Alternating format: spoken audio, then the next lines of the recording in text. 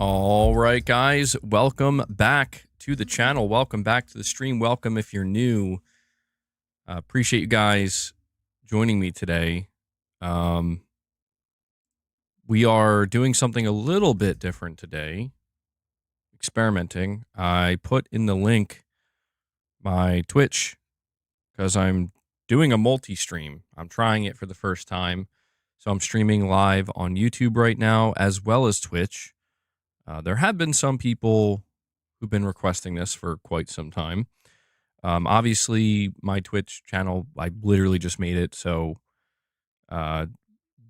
very few followers compared to what we have on YouTube here. I'm not even an affiliate yet or anything like that, but got to start somewhere with that. So, yeah, that link is pinned at the top with the direct donation link and is also in the chat right now. Yeah,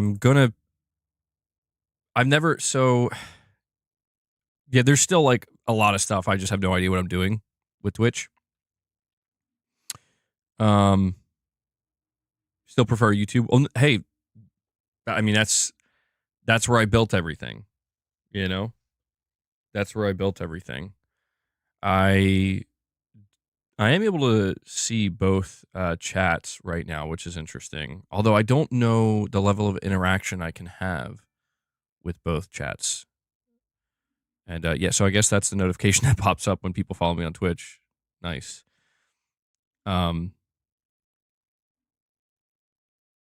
It's pretty interesting. Yeah, the Twitch channel name is MBG and Boss. Just a more accurate description of what people can expect, In case you were wondering if Boss is actually taking over. Slowly but surely, he is.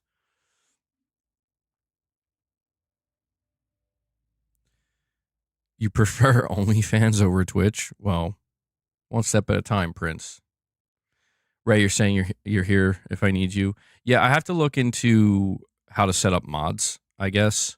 So I'll see if I can do that real quick. We are going to be talking gaming today as well. So don't worry. Don't worry about that. Give me one sec to go to my own channel here. Okay. All right, Ray, I see you. How do I make you a mod?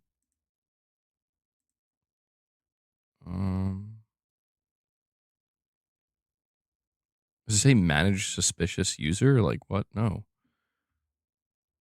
Mod. Here we go. All right. Ray is the first mod. Should be good for now. I don't even know how many people are watching on Twitch. It only has 6 people on Twitch. So I got like 40 followers. All right. Nicodemus, you found it. Oh, that's cool. On Twitch, it says first time chat. That's interesting. Okay. Dragonite, what's going on, man? Now I need a Kick account. Yeah, well, one step at a time. I already feel totally overwhelmed with this. You can quite literally type /mod and add their name, and it should make them a mod. Oh, wow. Okay. Phil is currently employee of the week at Sony PlayStation. Actually, we are going to be talking about Xbox today because Phil did a recent interview. And he's teasing some more games. He's teasing some more games that are coming this year, apparently, which I guess wouldn't be too surprising because if you think about it, Microsoft doesn't really have much lined up that we know of for the second half of 2025. That's cool. So we got 16 people on Twitch. The one thing I have to figure out right now is if I can pop out this dual chat.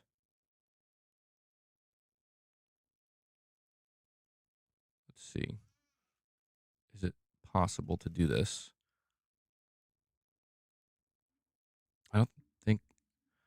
Well, what I at least can do, though, hold on. I can pull it out more. That'll help. Okay. I'm already over the average. Great. Yeah. So, I mean, I don't want to.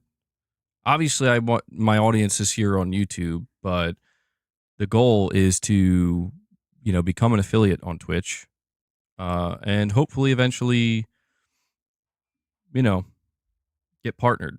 So, all that stuff's already been done long time ago on YouTube. And the reason why I decided to do this was because I was looking over uh, my OBS studio, and yeah, they offer the ability to multi-stream, and I was like, oh, people were telling me it's literally just as simple as when you go live, you're just going to go live on Twitch at the same time. That's basically what it is. I didn't realize it was that easy, so I figured, okay, why not? Why not? My PC can handle it, no problem. Seemingly, I'm assuming the quality's good. Um, Did I see the Toys for Bob Microsoft collaboration? Do you think it will be a Banjo-Kazooie announcement at the June 8th showcase? I don't know. I mean, people have been asking for new Banjo-Kazooie for a long time. It would make sense. I mean, Microsoft, they're still working with Toys for Bob, so what else would they really be working on? Looks great on Twitch. All right, good to know. Yeah, so I don't think you can sub yet on my Twitch channel. I think that I have to become an affiliate to do that. And really quick, let me look up the requirements. So to become a Twitch affiliate, streamers need to have at least 50 followers, stream for a minimum of 8 hours, broadcast on seven different days, and maintain an average of 3 viewers, all within a 30-day period. So we should be able to get that done. I think we're already almost at 50 followers. We're already, I think, above the average of 3 viewers, which is great. So yeah, we should be able to make this happen. I guess within the next month. I mean, it sounds like you have to do it for at least a month before you can become an affiliate. If I understand this correctly. So yeah, all right. Well, we'll see how it goes. Can't hurt. This will be light work. The only thing I'm gonna have to get used to, and man, this is really this is gonna be tough. See, this is how you know I'm totally conditioned on YouTube. I'm gonna have to get used to when I'm reading the multi chat, not seeing your profile pictures, just your names. Damn, that I don't. That's weird. It's weird because you would think that something like that wouldn't be such a difference maker, but it is. It is. It's gonna be very difficult to get used to. Illegal Monkey, you're saying I should take a look at the 2.0 update trailer for Lords of the Fallen. Massively upgrades. Only $20 right now. Actually, I think I do have that game. I did play that for a little bit. Well, guys, we are going to be talking about Saros today. We're going to be talking about Saros. We're going to be talking about the idea of Saros being at a PlayStation showcase because, Housemarque is once again formally announcing that they're going to be showing off gameplay. And I'm really starting to think that they're beginning to tease I mean, look, I don't want to get ahead of myself, but it seems like we might be on course for a proper PlayStation showcase where we get some solid gameplay reveals. At least that's what I'm going to, hope for. We're also going to be talking about Xbox because Microsoft is, or at least Phil Spencer's making it clear that they do have other unannounced games that are going to be launching this year. So my assumption is that he's kind of teasing, maybe like what they're going to end up showing at their showcase. What is Saros? Saros is the next game from the studio that developed Returnal, Housemarque. And it looks like it's going to be they're going to take everything they learned from Returnal and put it into this game. Praying for times like these. You think it's going to be a state of play? I mean, it could be a state of play. Yeah. I will say that the way that they're kind of talking about it, yeah, it could be a state of play. You know, they're basically just saying, "Hey, we're going to get an extensive look at gameplay." I would be okay with. I mean, look, if they want to do it that way, I'm still going to be hyped for it, you know. By the way, guys, I'm going to just all throughout the stream, I'm just going to kind of be randomly posting my Twitch account in the chat just for people who, you know, may miss it. Just so they can go follow over there.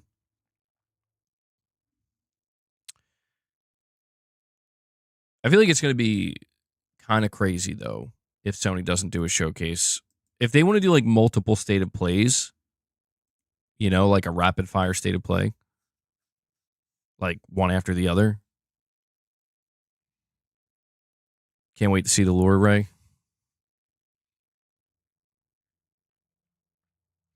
I never did play Conker's Bad Fur Day. No. Yeah, I mean, we're supposed to get a Borderlands state of play. So that's going to be that. Don't know that I feel real good about it.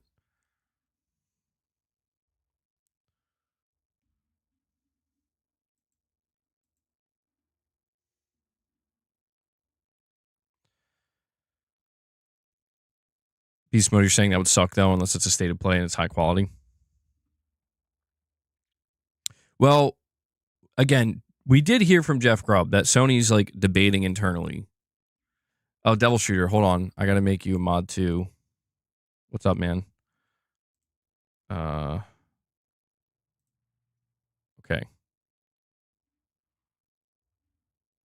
Another thing is, I also realize this. I don't have anything set up on Twitch for like you know, like emojis or anything like that, or badges or whatnot. So that's all stuff that'll come later. I mean, look, the showcase, if it's going to happen, is either going to happen in May or June. But we do know about that Borderlands 4 state of play, so there is that. We do know that Housemarque is saying they're going to be showing off gameplay for Saros. So we have that. Well, yeah, I mean, we don't have anything official. Well, if it makes you feel any better, 0 Point, it is official that Saros gameplay is coming. Like, soon, seemingly. They just posted about it today. I do agree when it comes to a showcase, we need some confirmation. I mean, I'll take anything at this point, you know? Like, I'll take an insider, somebody letting us know that Sony's going to do it. JMR, member for 5 months, says Saros, Yote, new God of War, Santa Monica's new IP, Intergalactic, Death Stranding 2, Wolverine, and a fair chunk more of announced stuff I've forgotten. Hell yeah. Well, see, that's what I mean. This is why I feel like Sony could definitely put on a solid showcase this year.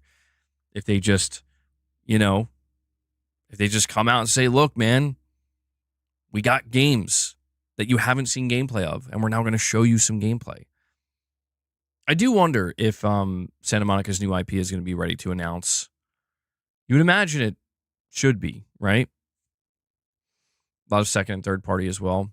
I'm curious to see what happens with the second and third party side of things, mainly because, I mean, Sony really locked in those exclusive games from second and third parties to keep people away from Xbox, right? Now Xbox is kind of out of the picture in that sense. I wonder if Sony will kind of step off the gas, pump the brakes a bit. But we did just see that Nintendo Switch 2 event, and you know they had some exclusives, or at the very least they had a From Software exclusive. So I don't know. I do not know. 0 Point, you're saying we buy PS5 to play exclusives? Oh wait. Well, I mean, look, man. I understand that the whole idea of like PlayStation doesn't have exclusives anymore. Why would anybody buy it? But I've always maintained this argument. It's not an argument, but just a fact that like is very important. And I think you're being a bit disingenuous if you leave this out, where it's like if somebody came to you and was like a friend or a family member was like, I saw Ghost of Yote, or I know there's a Wolverine game coming, or Saros or whatever, and they're like, I think I want to buy a PS5 for that. Would you just flat out tell them like, oh no, just get a PC. You can play them on PC. Is that what you would say? Because you'd have to add more to that. You'd have to say, well, you'll be able to play them on PC eventually. Maybe a year later, maybe 2 years later. We don't know exactly when. I feel like that's important, man. I feel like that's important. I know that it's not the same as it once was, where it's like it's only staying on PlayStation. It's never going anywhere. Obviously, that has changed. Baby steps. Wait, you're saying a dedicated state of play for baby steps? Oh my God. Sony, make it happen. That's the hype we need. You think it's obvious they moved away from the showcase model? Well, I mean, I have speculated many times that Sony could be done with showcases. They could be done with showcases. I wouldn't be totally shocked and just thrown off if that is the case. But the idea of them never doing showcases again, I don't know if I'm fully on board with that. And we have Blake Wilson with a $10 super chat. He says, hey, MBG, Take-Two just announced their next earnings call for May 15th. This is when we might get official word on whether GTA 6 comes out this year or gets delayed. Thanks. Yeah, Blake Wilson, I actually didn't realize that. I do have GTA in the title, and yeah, it's been 500 days. It's been 500 days since the trailer dropped. And yeah, May 15th, I mean, they're going to have to say something. What's going on, Corey?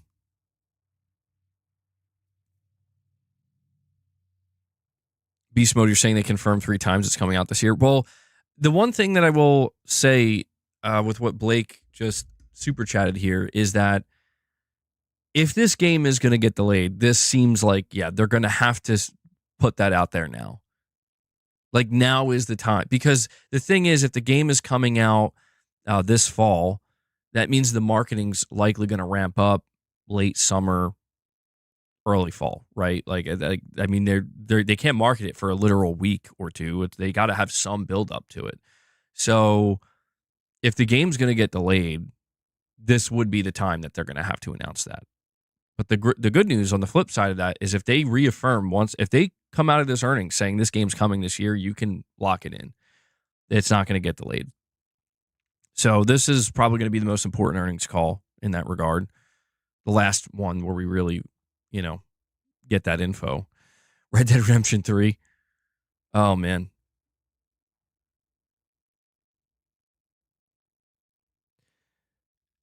Yeah, that'll come out before GTA 6 somehow.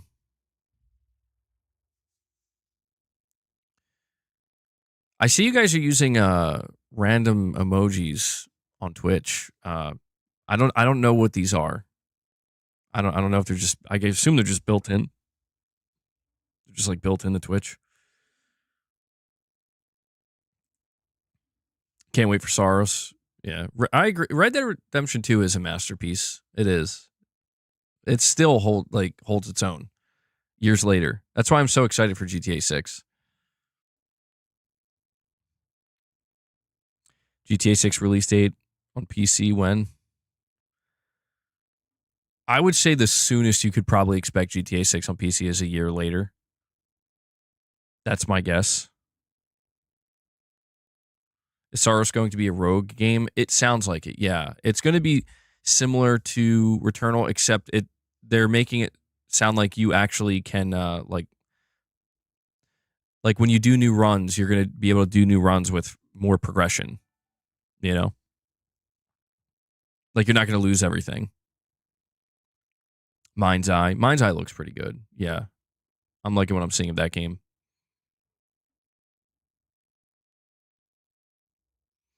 Judas 2025. Oh, I forgot about that game. And we have Luke Space. I don't know if I'm saying that correctly, but comes in and drops a 5 bomb on you guys. 5 memberships gifted. over on YouTube. I can't currently get anything on Twitch. We're building up to that, but yeah, let's get some W's in the chat. Luke Space. I don't know if I'm saying that right, but I do appreciate that, man. Thank you so much for kicking it off today. And then Dragonite drops another member gift. They want a little train going. I see Perfect Image. He's spamming that member train emoji.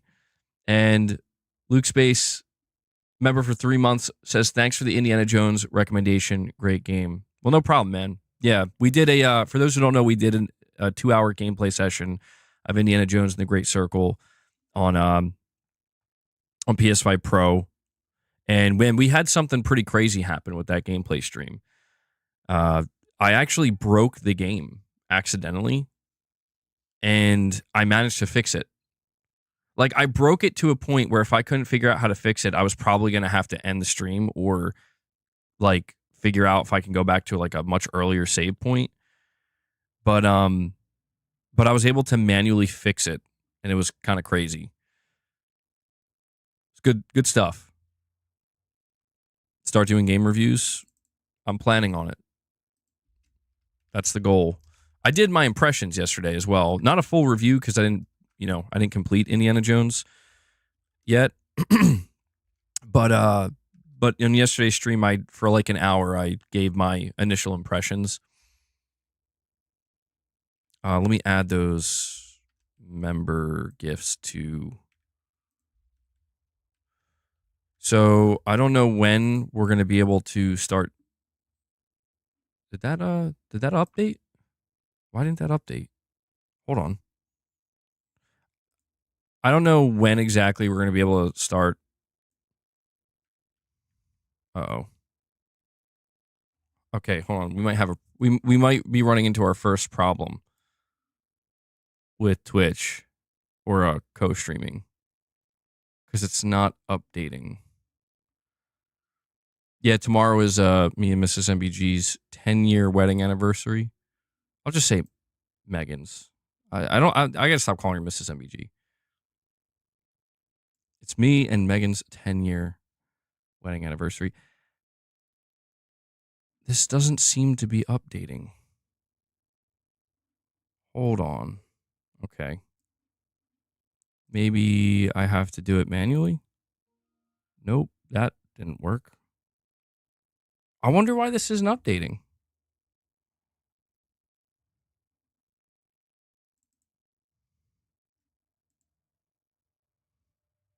It has to be because I'm multi-streaming.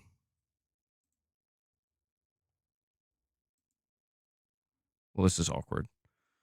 I need a Twitch coach. Well, it's weird because like it's not giving me any indication that anything's wrong. It's just literally not adding it to the goal. You know what I might have to do instead? Just to say, because if this isn't going to work, it's not working. Here's what I can do maybe instead.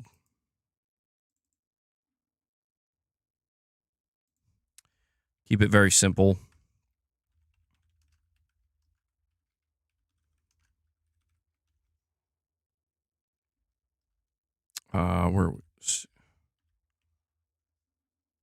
See if this will show up.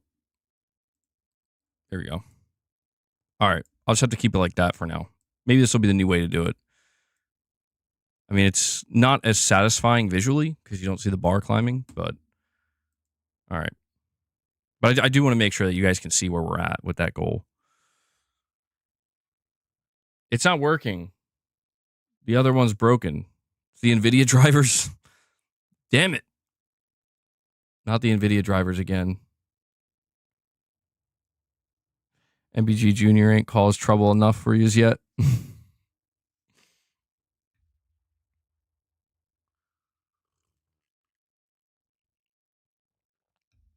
Do I think Saros will sell more than Returnal? I mean, I want to say yeah. And the biggest reason is because I think when when Saros drops, it's going to have a much bigger install base.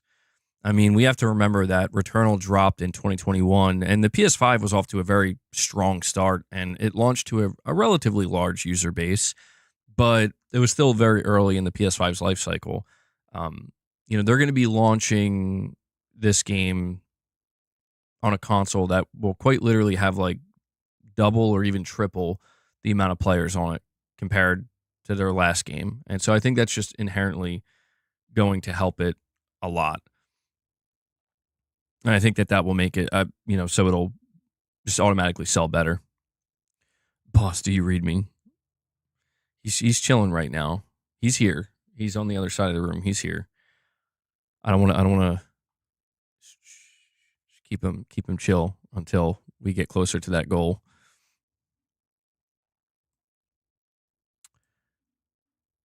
MGS5 was released 10 years ago too.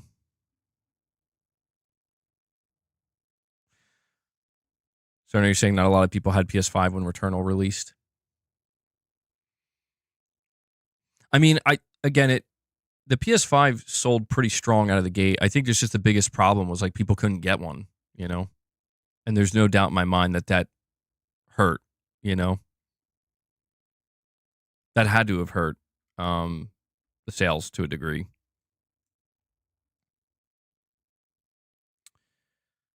You just beat it last month. Awesome game. Returnal was awesome. Yeah, I think Saros is going to be even better than Returnal. I think Saros has the chance to be significantly better than Returnal.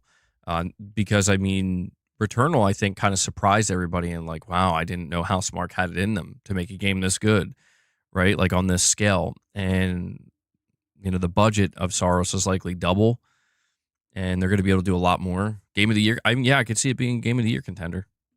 Yeah.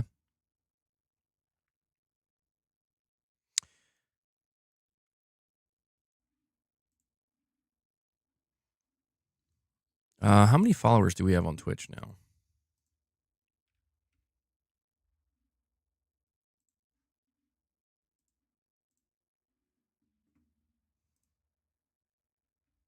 How do I even see that? I don't know what I'm doing. 44. Guys, we're 6 away from hitting 50. Just a heads up. We're 6 away from hitting 50. And 50, I think, is like the minimum requirement or whatever.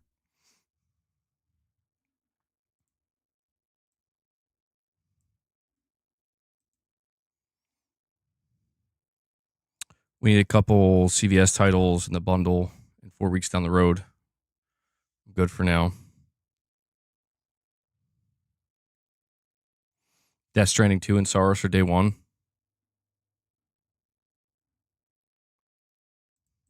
Here you go. There's the Twitch link.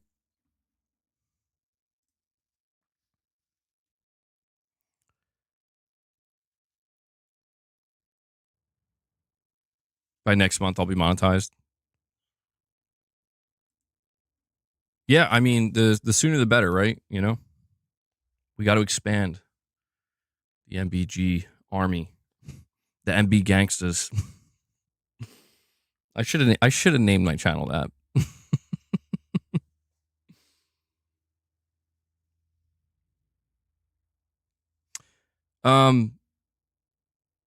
But yeah, when it comes to getting Saros gameplay, I mean, this is the second time that Housemarque is making it known.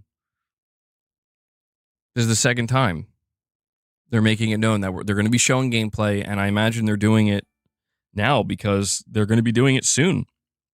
And I just can't help but naturally think to myself, well, I mean, we're in very close proximity to like the summer showcase time, I see we got just 3 more followers there. We could do it, guys. We're so close. I believe in us. We're 47. We're just 3 away. Check kick. They pay hourly. They pay hourly? Really? Why is this the first time I'm hearing about that? That's crazy if true. I had no idea. How about MBP for we are a posse of nerdy gamers. Wait, what does the P stand for? Do I want to know? It's not even summer. No, it's not summer. Not yet.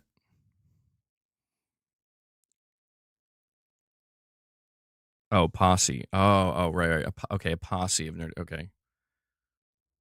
I don't know. That's risky. Muscle bound posse.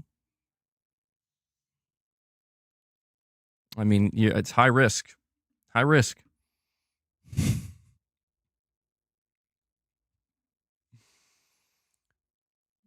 Yeah, I know. It took me a second.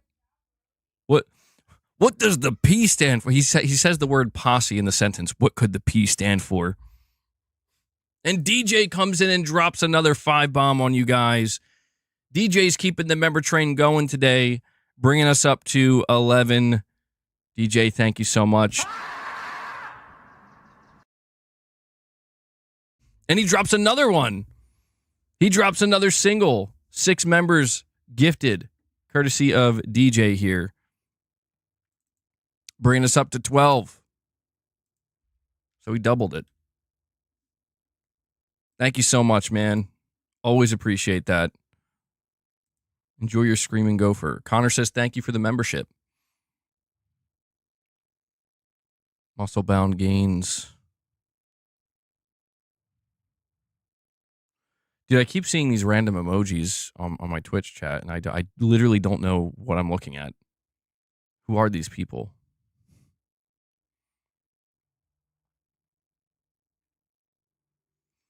DJ with 20 member for 21 months says, happy anniversary to you both. Well, thank you so much for that, DJ. And Corey the Legend Landiga gets in on it and drops another 5-bomb for you guys. I'm no hero. Never was. Never will be. Thank you so much for that, Corey. It brings us up to 17. So we're climbing. We're climbing. Boss isn't even here yet. Oh God, he's coming. He knows. He knows. Boss, it's we're almost there. He hears me. He hears me getting excited. That's how he knows. I'm gonna have to start calming down till we get like really. Well, we are pretty close. We're very close. We're very close to the goal. And Hellbound 1981 and Dragonite back to back. They both drop a 5-bomb, dropping 10 on you guys, bringing us up to 27, absolutely obliterating the goal. And it is now time to feed the beast.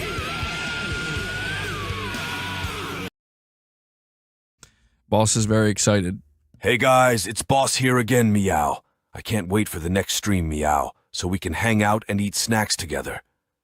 It's gonna be a good time. Meow.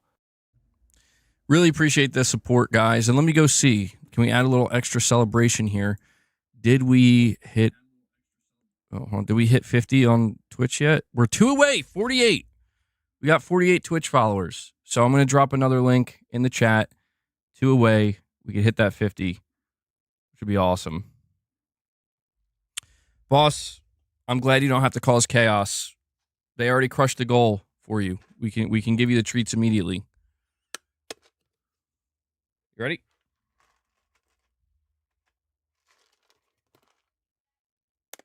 And here comes Luna right on time as well.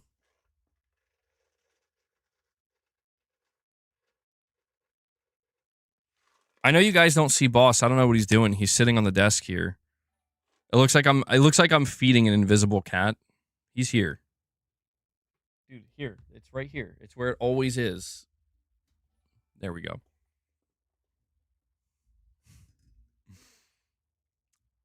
Really appreciate that support, guys. And we have Dreadful83 dropping another membership gift, bringing us up to 28 on the day. Dreadful wants to keep it going. Holy shit. Dreadful, thank you for the member gift, buddy.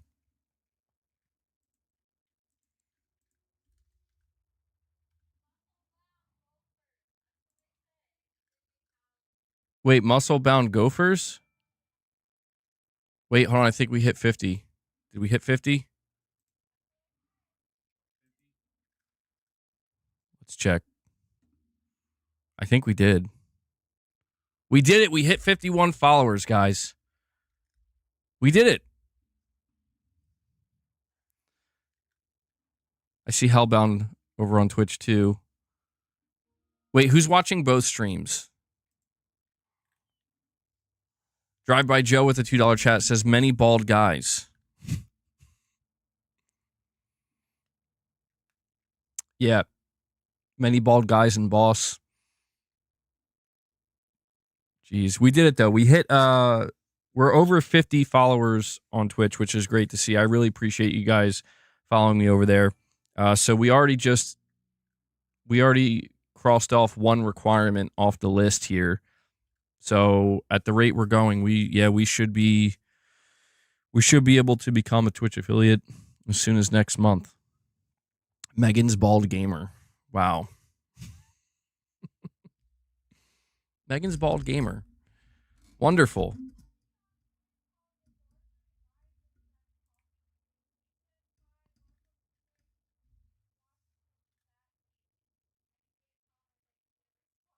Oh, wait, hold on. I'm if I'm not responding too well to the Twitch chat, I apologize. I'm really trying to get used to the other chat bar here, which shows both.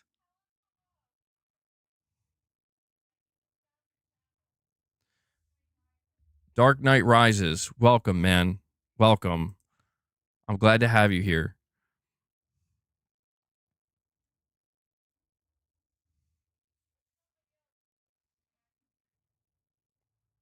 Bacteria TV.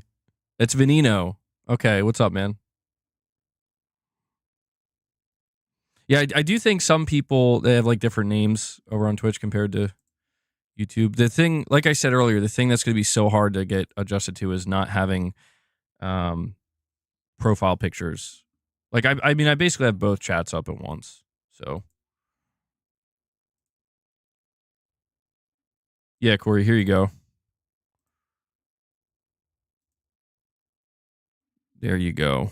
It should be pinned as well. I don't know. So, you guys can let people, not just today, but in every future stream on YouTube, anybody who may ask, for the link or whatever for Twitch, it will be pinned at the top. I do have the direct donation link pinned, but below that is also the Twitch link as well. No, thank you, Corey. Eric, you're under a different name on Twitch? Okay.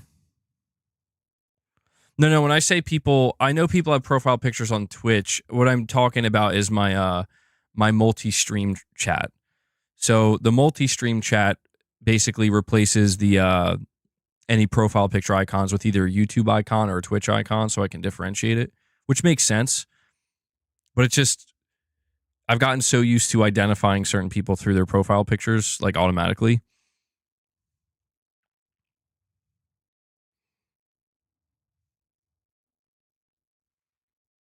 A doctor told you have arthritis in one of your legs. Oh, that sucks.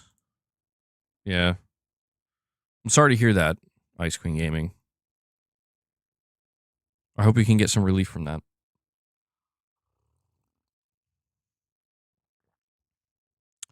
Thank you, Quiet Doom. Thank you. It's a wild Corey.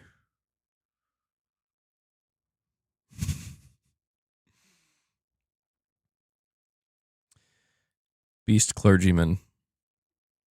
What's your opinion on Bloober's new game? We did cover this a little bit yesterday. Chronos: The New Dawn. We watched the gameplay reveal trailer. I think it looks great. I won't lie. If it wasn't for what Bloober Team did with Silent Hill 2 Remake and how much they impressed me with that, I don't know that I would be nearly as excited for this game, but because I'm looking at this new game, Chronos: A New Dawn, like on the surface, it does look very good. It would have gotten my attention either way. But I have a lot more confidence that they're gonna really nail it here. So I'm excited for it. Devil War Child. That sounds like somebody.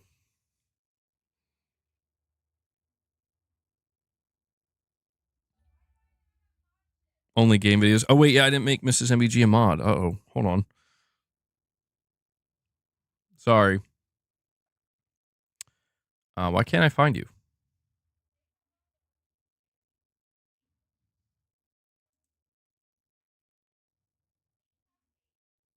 Okay, hold on. It says invite. There's an option to invite or something. What does that mean? Wait, what am I inviting you to? I didn't click it. I don't know what it does. Got to feed the beast today, man. We already did. Now we got to see if we can get some reps. We hit 50 members. We're going to do some reps. It will be my first time doing reps on Twitch. Where you know I'm going to have a whole dedicated workout stream going over there. You could do raids now when your stream is ending. Interesting. Raids. I guess that's just where you send everybody over to another stream. I did make you a mod. Uh-oh, wait, did I make the wrong person a mod? Uh-oh.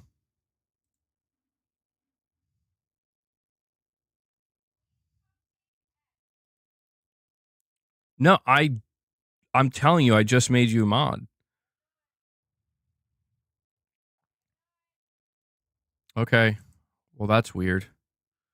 It literally is telling me to unmod you. You're modded.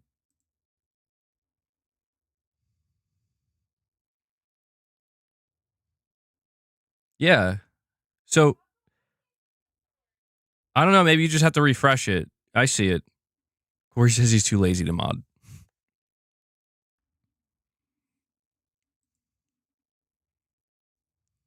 Bald reps? Do muscle ups?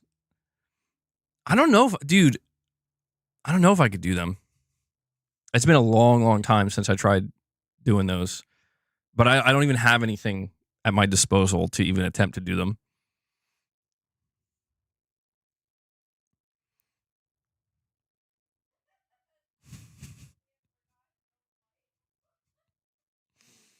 Forgot my own wife on our 10-year anniversary. Yikes. I love how boss immediately goes to sleep. Wow. Too much muscle. Too much muscle. And DJ comes in and drops a 10 bomb on you guys. 10 more memberships gifted from DJ. He definitely wants to hit the 50 mark today. He wants to see those reps. DJ, thank you so much, man. How can you slap? How can you slap?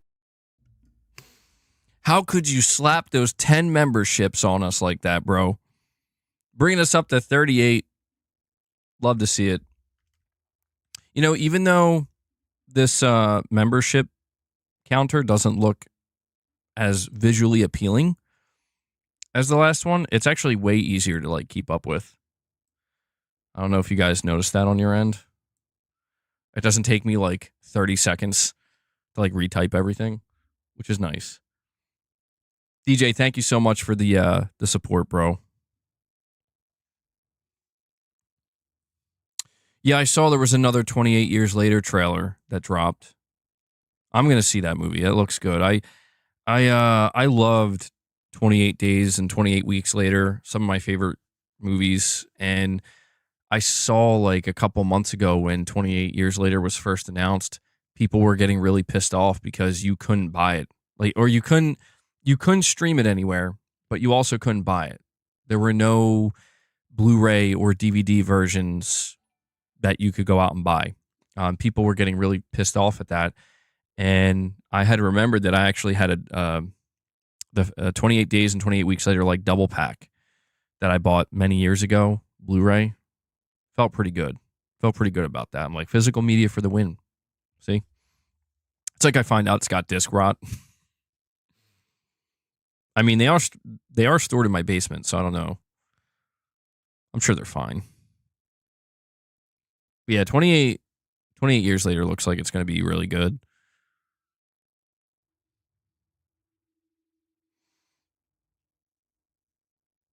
I saw that a new Fantastic Four trailer dropped as well. Didn't watch that one yet. I don't know. Like, I'll probably see it at some point. You know what I'm really thinking about, guys? Thinking about episode 2 of The Last of Us Part 2. HBO. That's what I'm thinking about. That's what I'm thinking about. And not feeling too good. Not feeling too good about it. I'm not going to lie. I'm feeling a little bit stressed, frankly, about this upcoming episode. Am I the only one? You think it's going to have black mold on it? I mean, that would suck.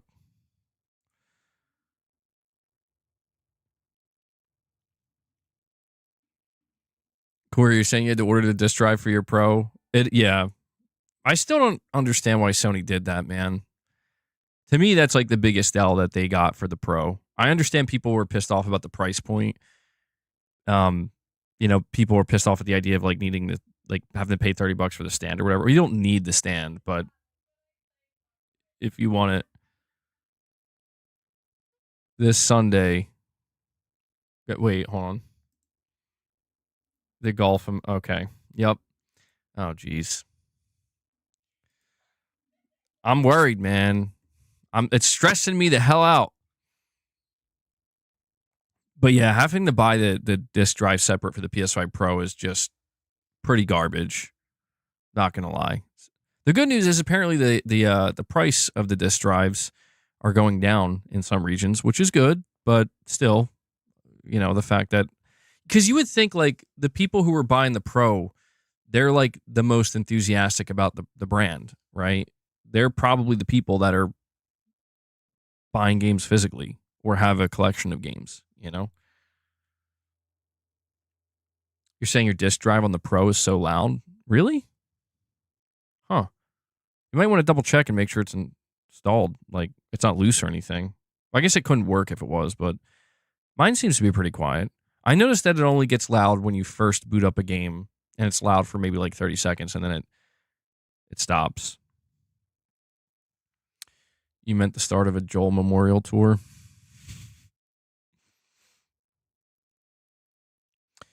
Is PlayStation Plus going up because I have no email off PlayStation? Unfortunately, so Sony did announce the price for PlayStation Plus is increasing in Canada. This comes off of them announcing a price increase in multiple other regions, not just for PlayStation Plus, but also the PS5 console. Yeah, dude, I don't know. Like in Canada, if you want a year of PlayStation Plus Premium, it's like $225 now. Dude, if you check the PS5 subreddit, oh my god, people are pissed. Understandably, like that sucks, dude. That absolutely sucks. Here's what I don't understand. Even just beyond the price increases, why is Sony announcing this in waves? I feel like that's very stupid. Like, wouldn't it just make more sense to just rip the Band-Aid off all at one time and just announce we're increasing the prices of some things in certain regions, and here's just one single blog post and like one announcement, and here it all is laid out. And then that's it. They're like drip feeding it. Where like every other day they're like, oh, by the way, here's another price increase. And I'm like, what are you doing? What are you doing, man? But it sucks. Yeah, it sucks. If I go to the PS5 subreddit, I mean, the replies, people are so pissed. Oh, it looks like they released a trailer for Twisted Metal Season 2 on Peacock. July 31st is apparently when it's premiering. Twisted Metal was actually pretty good. I'm not going to lie. I expected it to be just complete garbage, but I did watch it on Peacock, and it was pretty good.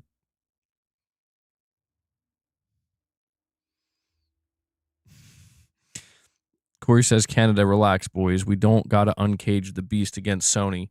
Well, let's head over to the PS5 subreddit and read some of the replies to the announcement that the price of PlayStation Plus is going up in Canada.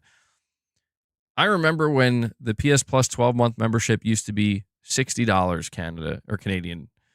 Guess I'll play online multiplayer on my PC. So here's a serious question I have.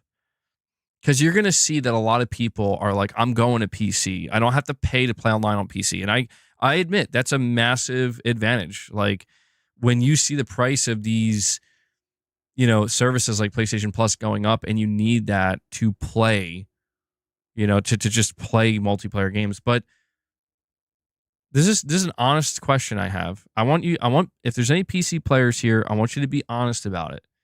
Okay? As I say that, my YouTube studio crashes. It is very cool, I think, that you don't have to pay to just use your internet and play games online on PC. But is it true that online PC games, they like cheating and hacking just runs rampant? And it's a huge problem.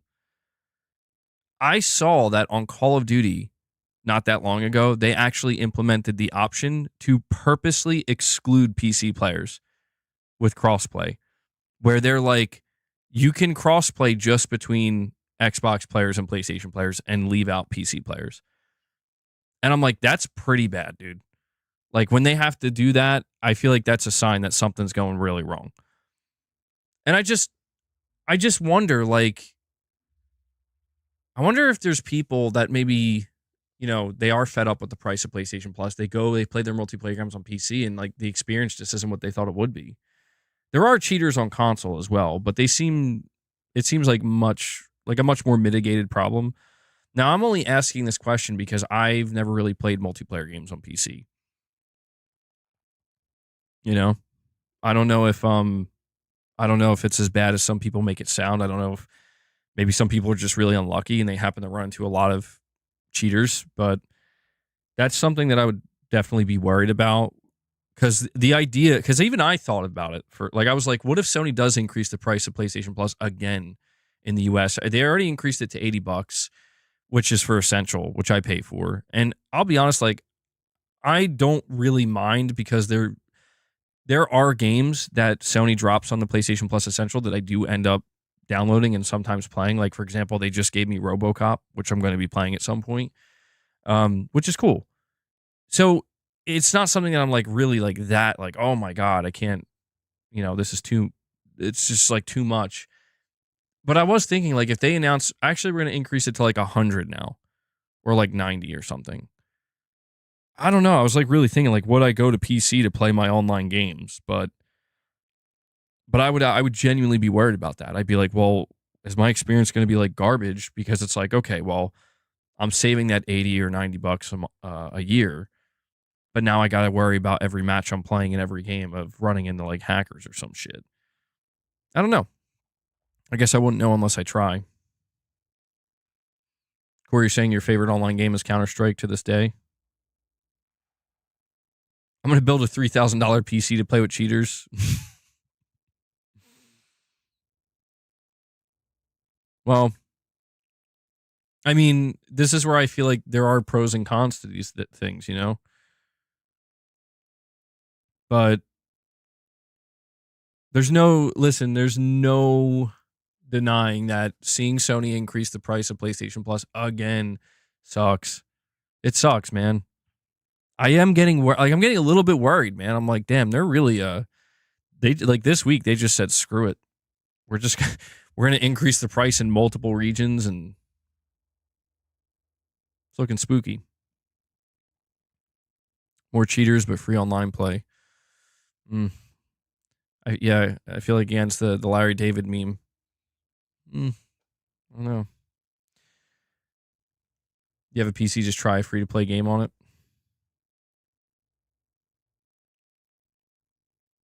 Maybe that's what I'll do. If Sony announces the price increase in the US, maybe I'll try a free to play game on PC. Because that's the thing, I do have a PC that's capable of playing games well. That's why, like, I did see some people saying, like, oh, what do you all, is everybody just going to get up and go buy expensive gaming rigs? And I do think that for a lot of people, it's just like, that's probably not an option. Console, even if the prices go up, slightly, is still probably the cheaper alternative for them. But yeah, I am lucky enough to be in that position where I do have a pretty decent gaming PC that just doesn't really get used.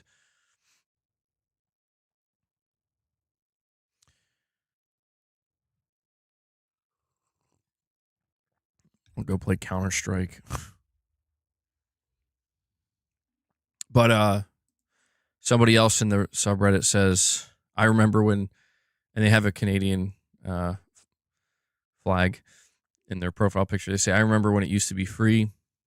Somebody else says, and I'm reading the most upvoted replies in the subreddit. They've literally added nothing of actual value in years at this point. I don't see how they can possibly justify a price increase. I canceled 6 months ago and haven't missed it at all. And then somebody below that says, you don't get it, bro. We got Power Wash Simulator.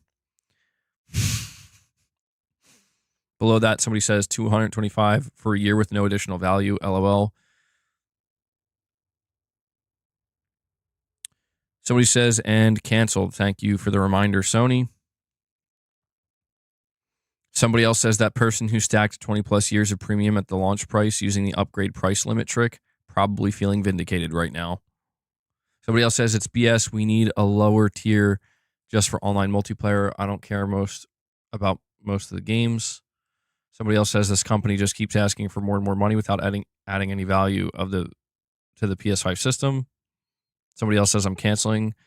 This is probably my push to fully convert to switching to just having a Switch and a PC. Somebody else says $110 to access online multiplayer and cloud saves is effing crazy. Yeah, dude, the subreddit is in complete meltdown mode, man. I get it. Can't blame them. But total meltdown mode.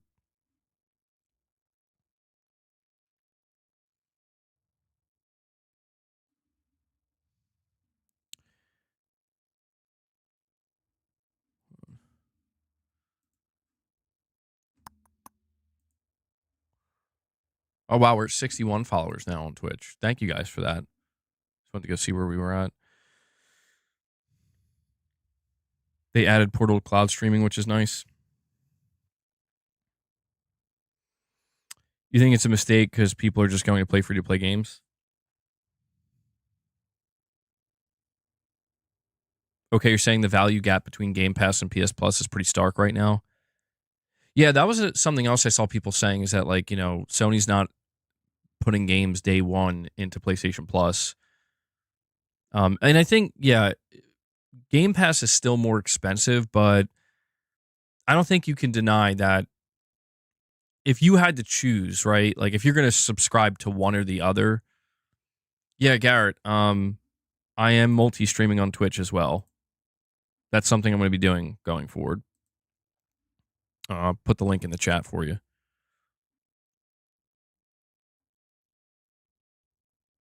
But I mean, this is kind of the big difference between the PlayStation platform and the Xbox platform or ecosystem is that, you know, Microsoft's main focus is not on selling video games to their own customers anymore or on their platform. Their focus is to now sell video games on other platforms where most people who are there are conditioned, if not all people, are conditioned to buy their games. And, you know, I mean, we're literally seeing that right now, right? With like Indiana Jones and Forza, and like they're topping the pre-order charge because people are gladly buying these games.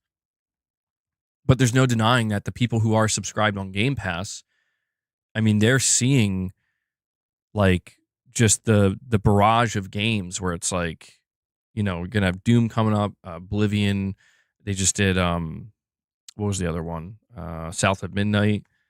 So yeah, I got to do that too, actually. Yeah. Oops.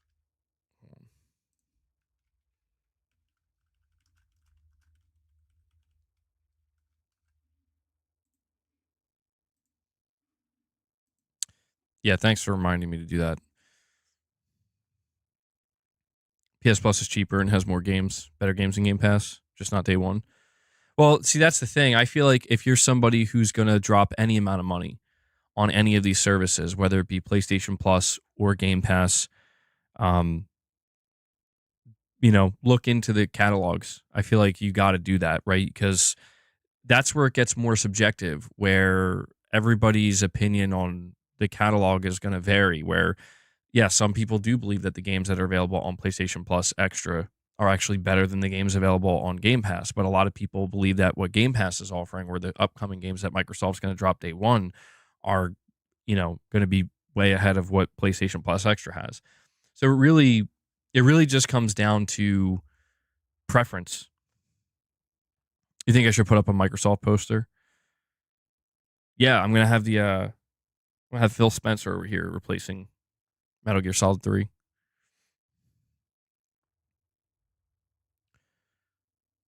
Well, I can't deny that my feelings towards Microsoft have completely changed in the last year, dude. I mean, it's weird because I streamed Indiana Jones yesterday, and I got some weird comments from people where there was somebody who was just flat out trolling, saying PlayStation clowns love Xbox games, and it's dude, Indiana Jones is a single player adventure game. Like a AAA single player cinematic adventure game. Why would you think that PlayStation players wouldn't want to play that? You know what I mean? It just doesn't compute. You look at Forza Horizon, and it's were there PlayStation players shitting on Forza Horizon 5 when it came out? Because I didn't see that. In fact, I saw most PlayStation players saying yeah, that's the best game that Xbox has at the time. It's I'm still seeing responses from some people where it's they're trying to make it seem like it's strange or hypocritical. That's the word I'm looking for. They're trying to make it seem like it's hypocritical that PlayStation players are gravitating towards some of these games that Microsoft is bringing over. And I don't think it's hypocritical at all. I think it just makes complete sense. It's like if there's an Xbox player who's still playing over there and they're like, yeah, The Last of Us seems really good, but I'm just going to stay on Xbox. I'm good. I don't want to play that. I don't want to go out of my way to buy a PlayStation and play that. I'm just going to stick to Xbox. And then Sony announces we're going to release The Last of Us on Xbox. And then suddenly that player who is comfortably at home on Xbox says, oh, okay, yeah, I'll buy it, or I'll play it or whatever. You know what I mean? That's normal behavior, man. That's just the way it is. People settle in where they're happy. And when they're given the opportunity to play more or different games that previously weren't there, where they're happy at, yeah, the response to that's probably going to be, okay, yeah, you removed a major barrier to entry. I'll give it a shot. Or I now feel comfortable buying it, because I don't have to go buy a console that I don't want to play on. So I also saw, let me see. I want to shout out a couple of you guys as well for having my back yesterday. Let me see if I can find it. This person says, not going to lie, you asking Microsoft for codes is kind of funny. Grounded, Indiana Jones. I thought you guys pay for games. Hilarious. And I'm going to shout out a couple of you guys who got my back there, but I just want to make it clear that Microsoft is the one who reached out to me, which I'm grateful for. That's awesome. But yeah, they reached out to me to ask me about this stuff. And I'm glad they did, because these are games that I was yes, I've been talking for a while about how I can't wait to play Forza 5, or Indiana Jones looks really good, and there are definitely, upcoming games like Doom and State of Decay 3 and maybe Fable and hell, at this point, maybe even Gears E-Day, right? And no, they're not sponsors either. They're not that. I'm just saying it's a matter of they reached out to me. And it makes sense. Dude, this is why I tried to tell people, we are a PlayStation channel first and foremost. Most of my audience, if not the overwhelming majority of my audience, plays on PlayStation. They buy games on PlayStation, And these are games that I was going to be talking about to a certain capacity no matter what. So I just wanted to clarify that because it's really weird to see somebody kind of position it in that way where it's like, it's like it's not the way that he's making it sound. But I want to give a shout out to SGT or Sergeant 3722. He says what's more funny is that certain Xbox fans being salty because PlayStation gamers try games that they were gifted by Xbox. In case you haven't received the news, the console wars are over. Get a life now. And somebody says, Xzone says, some Xbots are big mad now that Xbox is full third party. Somebody else says, please be careful, MBG. Common sense and honesty can land you in trouble on the internet. And this is the funniest part to me. He says, the guy who put the original comment, he responds to me, well, just so we're on the same wavelength here. I responded to this comment and I said, Microsoft reached out to me and I made it clear for quite some time now that these Xbox games interest me. I think, and this is the most important part that I have to highlight. I think people forget that I subscribed to Game Pass to play Hellblade 2. There's a group online that somehow convinced so many people that PlayStation fans like myself despise all Microsoft-developed games. That has simply never been true. Every year I've streamed the Xbox Showcase, letting people know what Xbox games I hope show up or get revealed. And for what it's worth, I would gladly pay for these games myself, but why would I pass up on the opportunity to get a code for a game that I was already looking forward to? This person responds by saying, respectfully, you're one of the best PlayStation content creators, which was nice of him to say, but you can fool your community, but you're not fooling me, brother. I'm a content creator as well, and I know how this works. If you think I'm full of crap, show your community your Xbox profile and don't private it. Like, dude, well, first off, I didn't even realize my Xbox profile was still private because I haven't been over there in a long time. But I'm pretty sure my Xbox profile, I don't know if it was on stream, but I had to re-access my Xbox profile to play Hellblade 2 on PC. There's nothing I'm hiding over there. If I remember correctly, I was actually rattling off some of the last games I played. But the point is, man, like, people are, I guess it's to be expected, but some people are acting very strange, man. No, you're right. Okay. I know I'm maybe not making the best decision to highlight these comments, but I'm mainly just trying to clarify something. And that's why I'm even bothering to mention it. I just want people to understand that, like, what is happening right now is not a bad thing for anybody. And anybody who's trying to make it seem like it's a bad thing is somebody that has an axe to grind, whether it be with Sony or Microsoft or Sony fans or Microsoft fans. And that one reply that I just read where the guy said, not sure if you got the memo, but the console war is over. Yeah, it's over, dude. Like, both Sony and Microsoft are now working together to make money, and Xbox players get Game Pass and day one drops from Microsoft. PlayStation players get PlayStation games and games from Xbox. And that's I think, like, this is where I once again come back to the place of who is losing here. I don't see. I mean, I'm literally experiencing it firsthand. Where it's like, wow, dude, Indiana Jones. I remember when that game was first revealed, and we started seeing the gameplay, and it's like, man, it looks like Xbox might have a banger here, right? And now it's like I'm playing it on my PlayStation. Also, by the way, and I didn't know about this, I saw people reporting on it or posting it. If you played the game on Xbox, and let's say you got all the achievements, if you decide to play on PlayStation, I think if you link your account or whatever, you can unlock all the trophies. You basically get the platinum automatically. I'm like, that's crazy, dude. That's crazy. So, I think that this is ultimately a good thing, man. And it's just a really interesting place to be in, where I never would have thought this is how it was going to be. I always planned on my channel to cover essentially both PlayStation and Xbox, because the reality is, like I said, even when I basically decided PlayStation is going to be where I play and I like what Sony's doing much more than what Microsoft is doing, I always kind of knew that, Microsoft's going to be doing their own thing, and I'll tune into the showcases, I'll tune into the events, and I've always said that like I want them to win me over.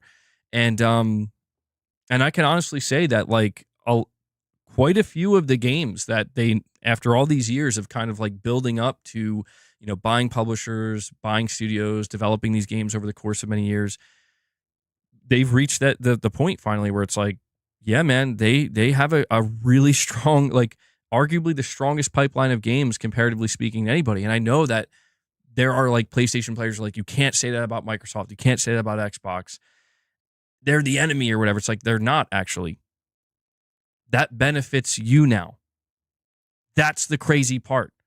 I could understand the mindset of somebody who invested in a PlayStation. Microsoft can't have the better pipeline of games because that devalues my own investment, right? That means I got to go invest somewhere else now where I don't want to. That's not the case anymore. That to me, that's the most interesting thing about this, is that notion is dead. We have a super chat from Joseph. He says, or wait, hold on. We have Henry 3K, a member for 24 months. He says, when did you start using Twitch, MBG? That's cool. I hope the army continues to grow. Did you watch the MK World Direct this morning? I will be buying. I did not check that out, mainly because I don't have any interest in it at the moment, but I might go check it out a little bit later on. I've been seeing mostly positive replies to it. I have seen some people saying that they don't believe what was showcased from Mario Kart World is enough to justify a price hike to $80. But yeah, I'm multi-streaming on Twitch now as well. Garrett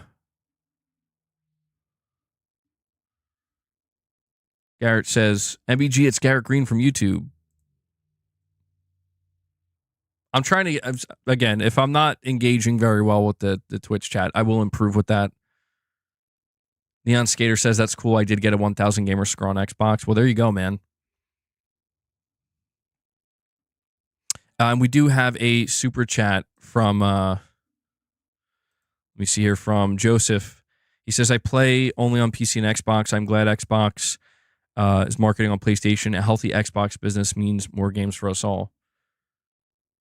That's what I mean, man.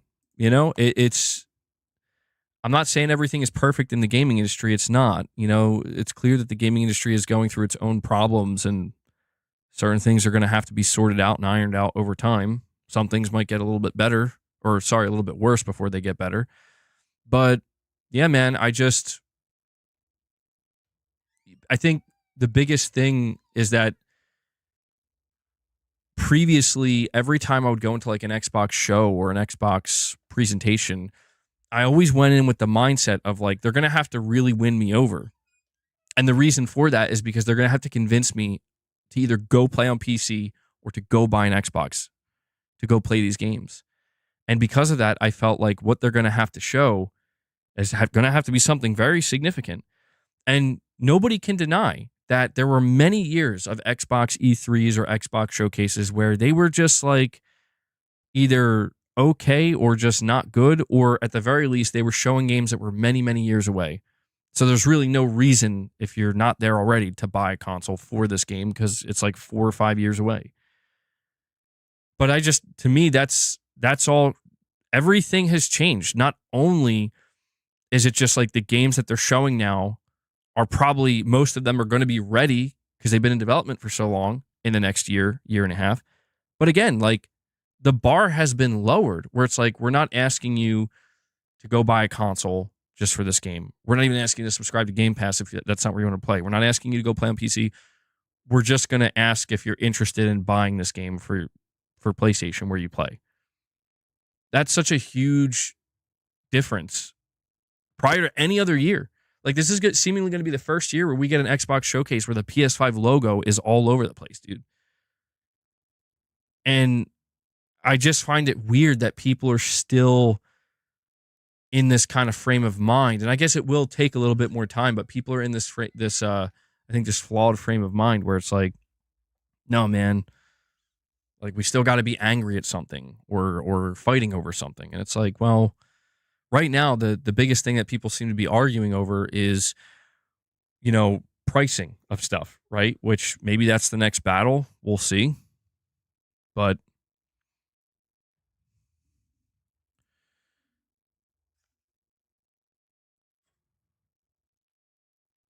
all right. No.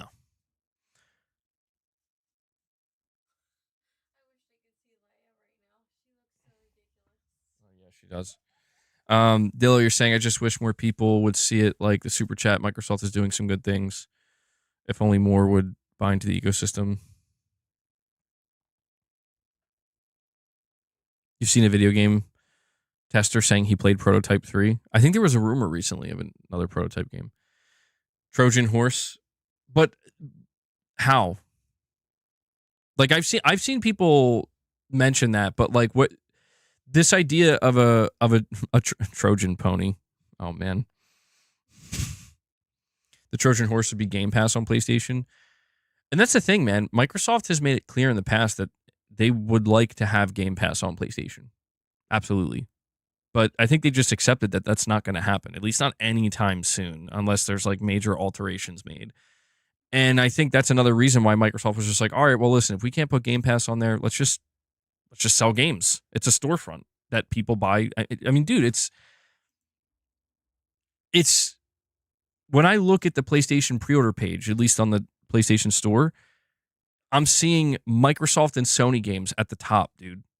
I'm seeing Forza 5, Days Gone Remastered, Indiana Jones, Death Stranding. And it's like, that doesn't seem like a Trojan horse to me, man. And Joseph decides to become a channel member. It looks like it's his first time, too. I was going to say it's a renewal, but it looks like he just straight up decided to become a member. I really appreciate that, man. That does keep the member train going. That brings us up to 39 members. So we are 11 away. Thank you. Appreciate it. 11 away from hitting another goal here. So obviously I'll encourage you guys to keep that up. But yeah, man, that to me, I don't see any Trojan horse. Neon Skater says, I buy $700 Lego sets. I see value in it, and some people don't. Yeah, and that's the thing, man. I think if the prices do continue to go up, some people are going to be priced out, no doubt about it. But yeah, everybody kind of perceives value differently. Very strange times indeed. I mean, trust me, man. It's interesting because I reflect back on like some of the ways I used to talk about Microsoft and the ways I used to talk about Xbox, and I don't take any of it back because it was all true and it was all genuine. Where it's like, I can't sit here and honestly say that Xbox is in the same, that they're delivering the same type of games that they were in 2016, 17, 18, 19, even 2020 when like, you know, Halo Infinite was coming out. I can't sit here and say that they're in the same space delivering the same type of games. If that was the case, and there's absolute truth to this because I didn't play most of those games, I wouldn't be interested in those games. Doom: The Dark Ages is not Recore, you know? Indiana Jones is not what's that one game? I'm drawing a blank on the name of the game. Indiana Jones is not Crackdown 3. Right? Like Forza Horizon 5 is, you know, this is not, I mean, I was going to say Rise Son of Rome, but I think that game was actually pretty good. But you see what I'm trying to say? Like, I'm just saying that these are different. Microsoft's just in a different position, bro. Like they bought major third-party publishers that I think people, it's not even that I think, but if you look back at 2021 and even in 2023 when Microsoft was in the process of buying Bethesda, buying Activision Blizzard, a lot of people were like, bro, if they make these games exclusive, like, I'm going over. A lot of people were terrified. They were like, I don't want to go over. I don't want to leave where I am. I really hope they don't make these games exclusive. And I just think that yeah, man, this is seemingly to me, the best outcome. Well, it's hard. I'm in a tough position because it's like, I was going to say, to me, the best outcome would have been Microsoft trying to beat the shit out of Sony in the console space and getting way more aggressive and basically, giving people a reason to go. I mean, like a real reason, like you're going to want to buy. The Xbox console is going to be a must-have console now. There's no question about that. That would have kept the console space, I think, much more interesting from a competitive standpoint. But I can't deny that this alternative where it's like, well, rather than that happening, you're just going to get their games on the platform you prefer to play on. It's hard to argue with that alternative, And Garrett Green, a member for 18 months, says MBG keeping Twitter, adding Twitch, and getting Xbox codes. What a timeline. I do still have my Twitter. I just don't use it, though, which is weird. I'll start streaming on there, too. No, I'm not doing that. Press Xbox podcast. Yeah, I'm an Xbox channel now, guys. I mean, I don't know. Like, it feels weird because it's like, well, yeah, I kind of like literally am, but on PlayStation. It's so who would have predicted this is the way it would have went. PlayStation were so scared it made Jim Ryan crash out and spend billions. Bro's reflecting on the famous Jim Ryan crash out. By the way, guys, if you're enjoying the stream on YouTube, please hit that like button. I'm an Xbox fan. I'm an Xbot now. It happened. Shit. I'm checking my Twitch chat. Somebody just says Redfall. Yeah, thank you. I knew there was that. I think that was the one I was trying to think of. I'm like, wasn't there some game that came out not that long ago that was a complete train wreck for Xbox? And yeah. I mean, like, we're not. That's the thing, dude. We're not looking at another Redfall coming up because believe me, if we were, I would not be interested in that. And that's actually why I'm kind of interested in, Phil Spencer in a recent interview. I have it up here. Microsoft has unannounced games slated for release in 2025. In the interview, Spencer mentions titles like South of Midnight, Doom: The Dark Ages, and Outer Worlds 2. But he also mentions that he wants to avoid accidentally leaking unannounced projects that might be coming sometime in 2025. Quote, for us and the rest of the calendar year, I really feel great about the slate of games. We just had Avowed come out, and I have to go backwards and just say Obsidian continues to do a great job. We've obviously talked about Outer Worlds 2, South of Midnight, Doom. There's more stuff, some stuff that's announced, and I'm walking in my head to make sure I don't leak anything. And so, yeah, like I have to admit, like I'm very curious about what the second half of the year is going to look like for Microsoft because, I mean, the second half of the year for me, generally speaking, is going to be fucking nuts. Where it's like we're going to be looking at Death Stranding 2, Ghost of Yotei, GTA 6, Metal Gear Solid Delta. Those are the four that right now are locked in where I'm like, okay, those are the absolute must plays. But then you got the Lies of P DLC also coming out. And I'm certain there are other games that we know are coming that I'm just failing to think of right now. But on that list, there's like no Microsoft games. And so they are going to have this big showcase coming up. And presumably, like I'm under the assumption that any game that's going to be announced at this Xbox showcase is going to also come to PS5. Maybe they won't, but that's what I'm anticipating. So I'm curious to see what they may have up their sleeve. There's also that rumored God of War title that's supposed to come out this year. So that could be another thing to have to add to that list. Actually, let me...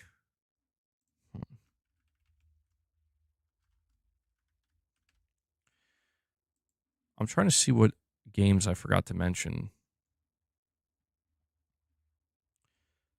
And it's crazy that we're already in the middle of April. Where's the time go? Oh, I know like Borderlands 4 is a big one for a lot of people.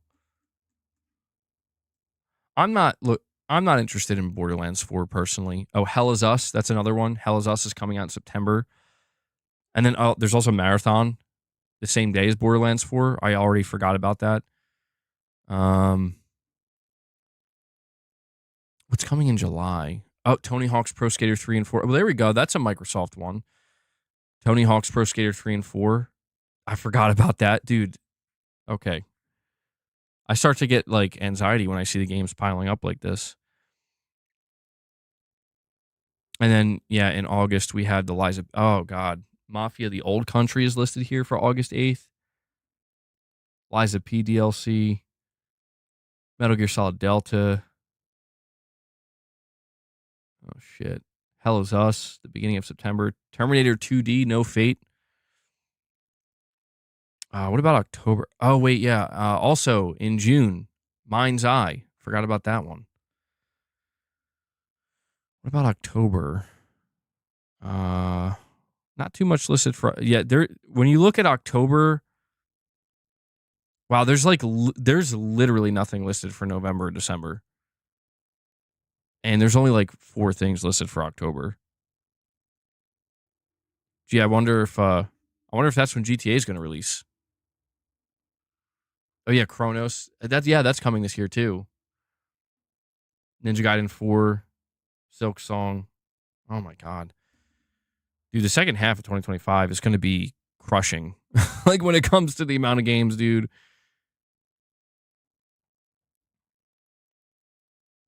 With the number of studios they have at 100 games in various stages of development. Yeah, that's the crazy part.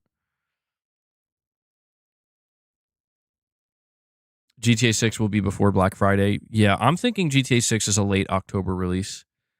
That's my guess. Mid to late October. I read that random rumor that this God of War project is actually a side scroller. And that's so weird to me. Like I'll play it, yeah, but just very unexpected. Did you see, Illegal Monkey says, did you see that there's a gaming show today at 3 p.m. Galaxies? Yeah, I was thinking about streaming that. I'm not sure though, because like I don't know what I've never heard of this show. This is the first time they're doing a showcase, and I don't know if I guess maybe I should. It's happening at 3:00. Yeah, it's called Galaxies. I did see the write-up. They did claim that there's going to be like AAA publishers there.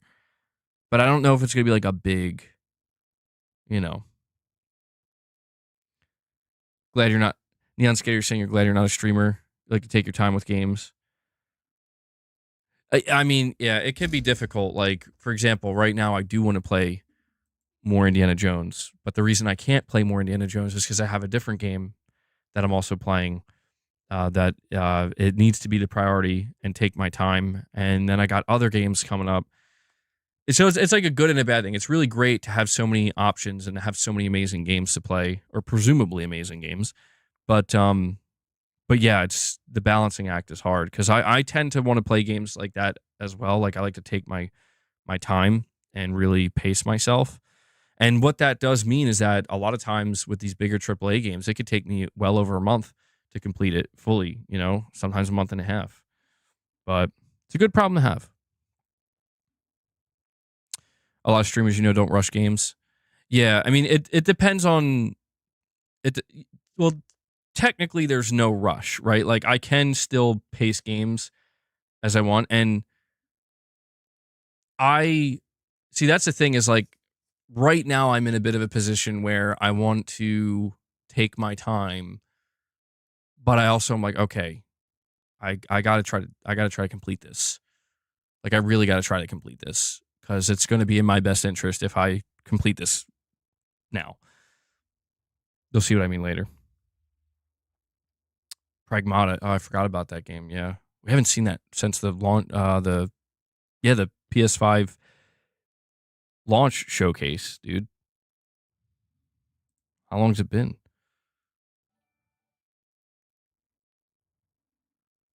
Thank you for the follows on Twitter, guys, or not Twitter, Twitch. I mean, if you're following me on Twitter too, I thank you for that, I guess.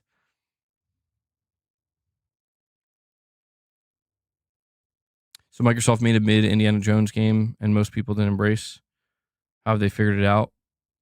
They have missed most of the time. South of Midnight was not a good game. Well, Jeffrey, you have to understand that, like, well, first off, I do disagree with Indiana Jones being mid. I have been playing it. It's actually very good. Like, I would be surprised if I want to say like all PlayStation players would immediately love this Indiana Jones game. I don't believe that, but I would be surprised if you're like a PlayStation player who loves AAA single player like cinematic games. I would be surprised if you played it and you were like, this is mid or bad, because it really, in my opinion, isn't. I'm not just saying that. If I thought it was, I would tell you. But the big thing about Microsoft turning it around, like, dude, I agree. Like, I had no interest in South of Midnight. I didn't have any interest in Avowed. And I'm not here to say that those games are good or bad or whatever, because I haven't played them. I just, the key difference between my view of Microsoft right now versus like 3 or 4 years ago is it doesn't feel like Microsoft is trying to get it doesn't feel like they're saying, hey, look at this game, bro, check out South of Midnight, this is the big Xbox game, you're going to want to buy an Xbox for this, right? And it's like, or you're going to want to subscribe to Game Pass for this, right? And I'm just like, no thank you. Like, that's it, that's like, this is it, like, it's not like that anymore. And that's because they bought publishers. Now Microsoft is like, here's South of Midnight, please play it. Oh, you have zero interest in it? Okay, well, I mean, hey, we got we're gonna be bringing Indiana Jones over. You can play that if you want, or Forza, or if you're not interested in either of them, we got Doom: The Dark Ages coming up. It feels like those things were not there before. Now, you could make the argument that prior to Microsoft buying Bethesda, those games would have been multi-platform anyway, right? Like, well, if Microsoft never bought Bethesda, we still would have got Indiana Jones. We still would have gotten Doom: The Dark Ages, and we still are. So it's almost like nothing has really changed, is what I'm trying to say. It's almost like nothing has really changed in some instances, in a good way, where it's like, well, we're not losing games. But if anything, Microsoft, the big win for Microsoft there is they're getting the money and they can use it for Game Pass. And on our end, it doesn't really feel like we're losing much. So, for me, when it comes to Microsoft, there's one big game in particular that I'm going to be very upset if it doesn't live up to my own personal expectations, which I do have high expectations for, and that is State of Decay 3. I feel like State of Decay 2, it wasn't horrible, but yeah, Starfield is the exception where I think they wanted to see if they could do it that way, and it just didn't work, like going exclusive. But State of Decay 3 is the one game where it's like 2 was decent, like it was good enough, but it wasn't the game I thought it was going to be. Like, I was sold on State of Decay 2, like it's going to be a big AAA version of State of Decay, fully realized. And instead, it was just more of the first game, which is very smaller in size, scale, and scope, but still has good mechanics and good bones. And they made some slight improvements. But State of Decay 3, to me, this is like, okay, you guys are finally doing it now, right? Like, this is a game that I'm really rooting for. Probably more so than any other Microsoft game. State of Decay 3, I would argue, is like and I know that it's like kind of not popular because like people think about games like Gears or like, even like Doom: The Dark Ages, or even like the Elder Scrolls 6 or something. But for me, it's like State of Decay 3 is the big one where it's like, I really want that game to be amazing. I hope it is.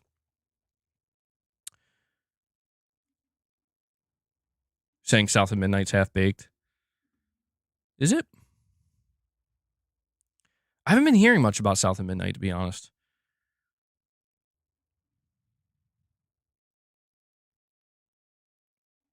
You think Microsoft's game sales are not good at all outside of Call of Duty, maybe Doom? The sales that they're going to get were sales that were already there. It could be true. It depends. It depends on what series we're talking about, and like, I guess the expectation behind that particular series. Like, a game that I'm curious to see how it does whenever it comes out is Fable. To me, that's one where like I'm not super stoked for it. I'm not gonna lie. There's nothing I've seen in Fable that makes me go, holy shit, I can't wait to play this game. But it, to me, it's the concept. It's the notion of like Playground Games, very talented studio for racing games. In my opinion, Microsoft's best internal studio prior to making any acquisitions. But they're going to be trying to make a completely different game here. They're going to be trying to make a big open world RPG. And I'm like, I'm not convinced that you guys can pull it off, but you do have a lot of talent. So it's in this interesting space where it's like, I'm going to go in open-minded and I'm rooting for them. I don't want to see them crash and burn, because I think Playground Games, again, they're a very good studio, and I don't want to see that. It's going to like suck if at the end of the day it's like, it turns out Playground Games can only really make racing games. It would be better if it's like they can make great racing games and great RPGs. That would be a better world to live in, but I'm not fully convinced yet. We haven't seen enough, and it's a game that I'm receptive to and that I'm interested in seeing, but yeah, I'm curious to see how something like that does, right? Because of your console war come up, there will be a portion of your audience who will never accept Microsoft or you willingly engaging with them. Kind of pointless trying to convert them. I understand that. And that's where I just, I don't know what to tell those people, where it's like, I'm still going to be talking about PlayStation very likely more so than Microsoft or anything else. And that's because at the end of the day, I still am more interested in what PlayStation's doing. There are some things from the Xbox side that I would say are close to being equal, like I'm equally interested in, but it's like when I look, it's like if you show me, like, here's the list of Xbox games coming out in the next like year, and here, or like for the remainder of the generation, not the year, but the remainder of the generation, here's a list of PlayStation games. I can't deny that even though PlayStation has less games, those games hold more weight for me, where it's like, yeah, dude, it's like, no offense to Microsoft, but I don't think Microsoft is going to have anything to compete with Ghost of Yotei, and that's okay, because they don't have to at this point. That's the reality. It's like, they don't need to have something to compete with Ghost of Yotei, but something tells me that Ghost of Yotei, or even Death Stranding 2, right? Like, this is why I feel like if you're a PlayStation player, you're in a pretty interesting situation where you get something like Death Stranding 2, and like, there's nothing out there that's going to be like that at all. And that's going to be happening at, I don't know what game Microsoft has lined up for June, or if they have anything lined up for June, but it's just, I think that this is kind of the ideal situation to be in, where it's like, I'm glad Sony isn't like, here's our Doom game. Like years ago, Sony said, we got to make sure we have our own Doom competitor in case Microsoft makes it exclusive, which would have made sense if they did that.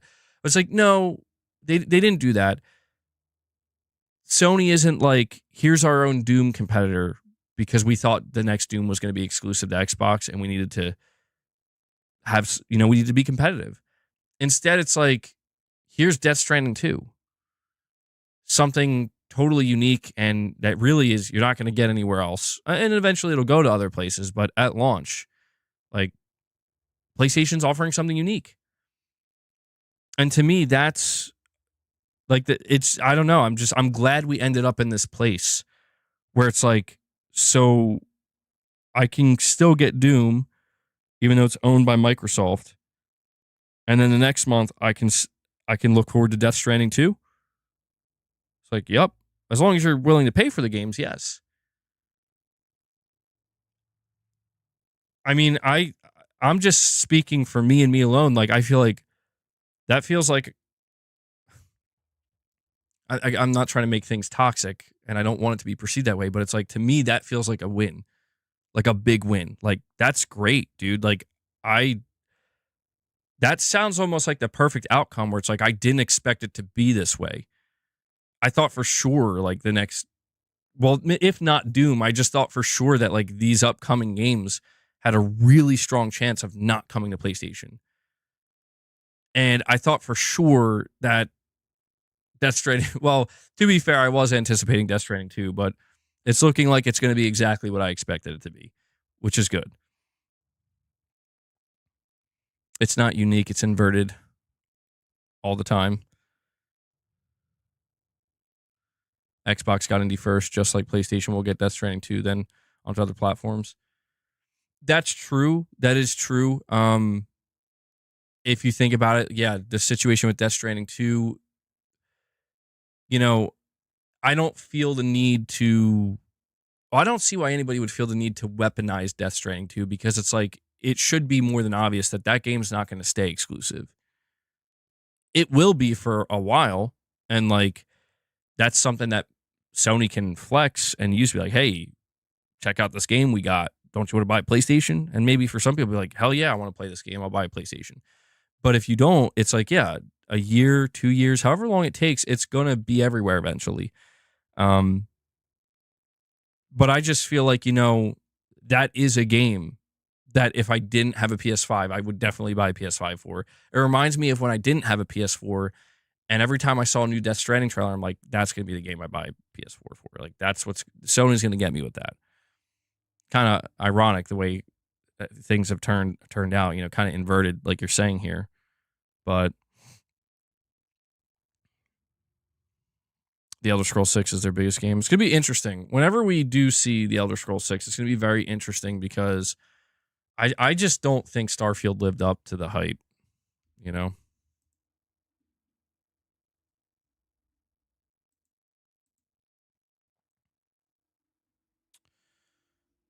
Let me go over here. Neon Skater says he hopes Perfect Dark is good. I forgot about that one too. Yeah, Perfect Dark, I'm not really. I'm open to it, Like, it doesn't look bad, but I don't know that I've seen enough to make me feel like I'm stoked for it.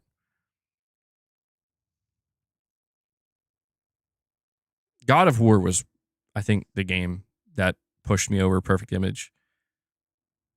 Yeah, Death Stranding 2 is not day one on PC. It will come to PC at some point, but it's not day one.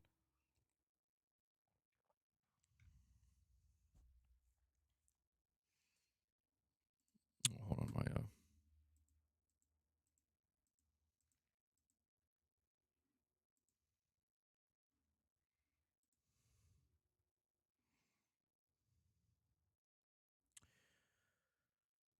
I think Bethesda isn't the same company anymore.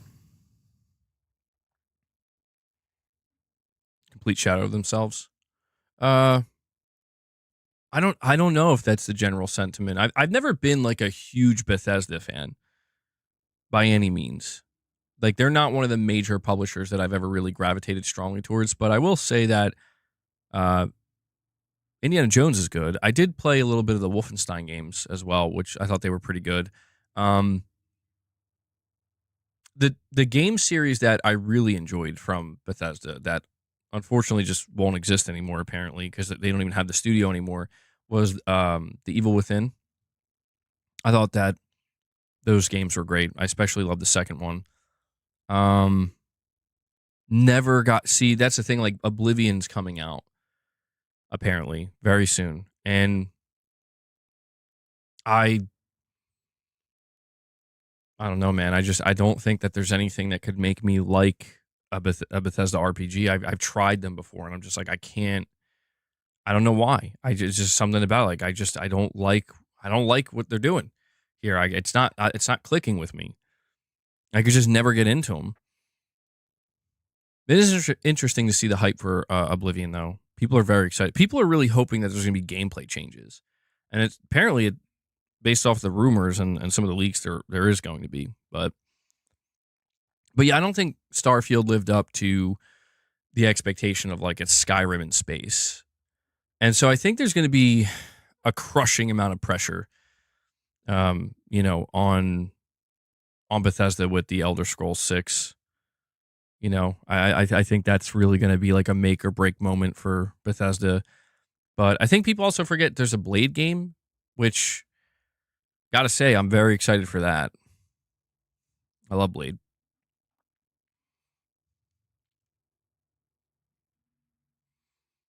At this point, it's become a yearly tradition to hope for the mythical showcase. I mean, yeah, dude. Listen, if Sony doesn't want to do a showcase, but they want to do like the best state of play they ever did, I'm cool with that too. I just want Sony to show shit. I want I want them to match what Microsoft's doing this year. Like, Sony didn't do a showcase last year. Xbox had a big showcase. And I know that the competition, like I said, is diminished where it's like, you know, we're going to be tuning into an Xbox showcase this year where they're like, well, these games are being announced for PS5 too. And that's cool. That's exciting. But doesn't mean I don't want to see Sony as well. Like, I want to see Sony come out and flex too, you know, mainly because I want to see their games. That's why I'm saying, like, Saros gameplay coming soon. Ghost of Yotei gameplay coming soon. Maybe some Wolverine. Let's do, like, Sony, let's do it. Come on. Intergalactic, whatever, bro.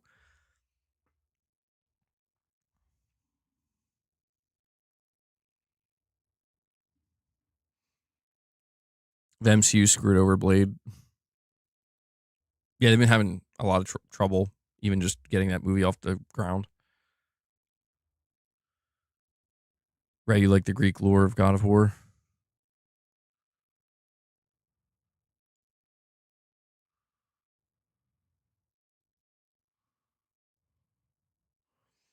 With Xbox being third party, funny enough, I don't care as much for PlayStation. I was hyped for Switch, but that got quickly burned out.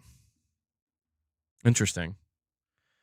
I'm still, I would say, just as excited for PlayStation as I've ever been. It's just that, you know, the way in which Sony has decided to market their games is not something I necessarily expected, but I guess kind of makes sense where it's like the focus right now is obvious. It's like it's on Death Stranding 2. Like, the marketing for Death Stranding 2 has ramped up. It's, you know, not overload height, you know, they're not overloading the marketing, but they're marketing that game right now because that's the next major release for them. And I'm all for it. It's just that, you know, even though E3 doesn't exist anymore, there is still just this built-in, baked-in expectation that when spring and summer roll around, that like that's the time when it's like there's still this expectation where you're gonna have some shit to show, right? I mean, I'm convinced that Sony could have an incredible showcase if they come out and are like, here's a bunch of third-party games and partner games, but we're going to show you some Saros gameplay. And now we're going to show you some Ghost of Yotei gameplay. And we're going to cap it off with some Fair Games gameplay. And then we just kind of pretend we didn't see the Fair Games gameplay and just leave it there. Now, even then, I mean, people might still not be satisfied enough. So there's a lot of pressure. A lot of pressure. If Sony is going to do a big showcase, there's no denying that there's a tremendous amount of pressure. You know, you got it. You got to. It doesn't have to be the great. Here's the reality, right? Sony doesn't have to put on the greatest showcase of all time.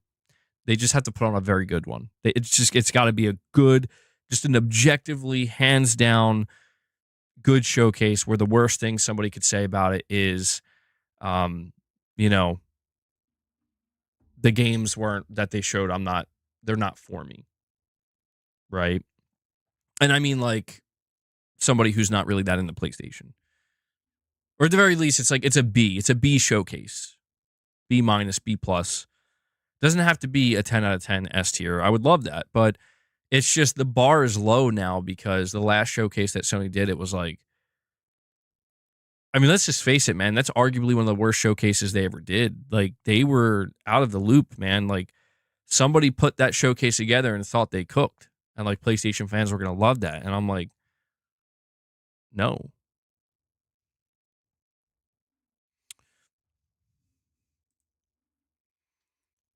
PlayStation keeps showing you how they want to do things, but many can't accept the change. Yeah. I mean, I kind of had that problem with the last State of Play where I thought the last State of Play was great. I did. Like, and I felt, it felt frustrating. Like, honestly, as a fan, as like a big PlayStation fan, to see that the general consensus on the internet, from what I could gather outside of like my own audience here, was like, people were acting pissed off and annoyed and like, what the F is this? And I'm like, what do you, I just felt, I'm like, I don't get it. Like, this was a 40-minute showcase. We got incredible games shown off, and Sony capped it off with a brand new first party announcement. I felt genuinely like, now I'm not saying like this is as good as a showcase. What I'm saying is that like if they want to do this 3 or 4 times a year, I'm okay with that replacing a showcase. Like, you know what I mean? Because if you were to combine 3 or 4 really good stated plays that all show off some first party stuff and give you first party updates on top of second and third party, that would, if you know, that would be more than a 2-hour showcase at that point.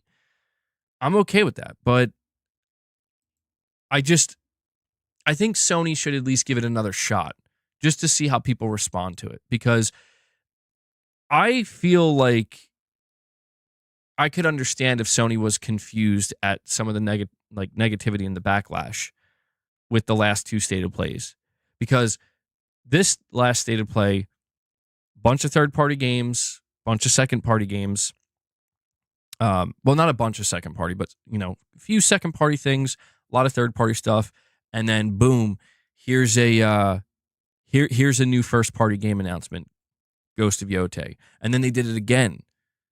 Here's a new first party announcement, Saros, and if you look back, like there's just too much negativity where people are like, this isn't good enough. This isn't good enough. And I can understand from Sony's perspective where they're confused. Like, what are you talking about? Like, we just revealed 2 new major AAA first party games, like just a couple months from one another, on top of having like a shit ton of third party that we're showing you, like new game announcements. When I say third party, I'm not just saying games we've already known about. I'm talking like new third party game announcements as well.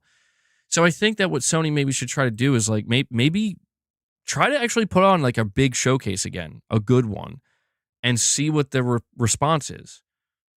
Because I'm thinking that Sony might find that maybe you don't want to tone down the stated plays, or maybe do stated plays less frequently, reserve some stuff for a proper showcase, because I'm just starting to think that Sony, they're not able to market as effectively as they used to when they would put on these really exciting showcases. Maybe I'm wrong about that. Maybe Sony isn't going to consider doing that until they see a dip in their sales or a drop in their, a drop in like their earnings or something.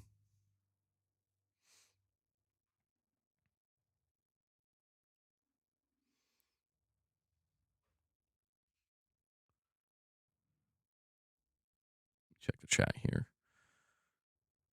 Saying legit people hate on Sony for everything, no matter what. I mean, there is definitely something wrong today when it comes to the way people talk about PlayStation or its fan base, where like one of the reasons why I wanted to highlight my reply to that person's comment on yesterday's stream for Indiana Jones was like, I highlighted that there's a group of people that have convinced the masses, if you will, if not the masses, just enough people on the internet. They've convinced them that like PlayStation players despise anything that like Microsoft produces. And I pushed back against that because it's like, that's never been true. Like, that's only been true for like 1% of people, or less than 1%. But that's like saying that Xbox players hate everything that Sony makes. Like, that's literally not true. They may not, like, there may be Xbox players who are not as receptive, or some that are overly negative. But this is the problem where it's like, this is the problem with like the 1%. The problem with the 1% is they are the loudest, most obnoxious, and annoying. And unfortunately, they end up catching the attention of people and convincing them like, well, I mean, look at how loud they are. Look at how vocal they are. They must be right. But in reality, it's like, no, they reflect probably less than 1%. They're not normal, you know? It's not normal behavior. And it's not how people think. And so that's why I was like glad to see yesterday, like there were people being like, it's good to see people just enjoying good games. Because that's what this was always about. It's what it's always supposed to be about. And, I think people need to kind of be aware that, like, if you're getting too far away from that, you might want to reevaluate, like, why exactly you're engaged in video game discourse to begin with.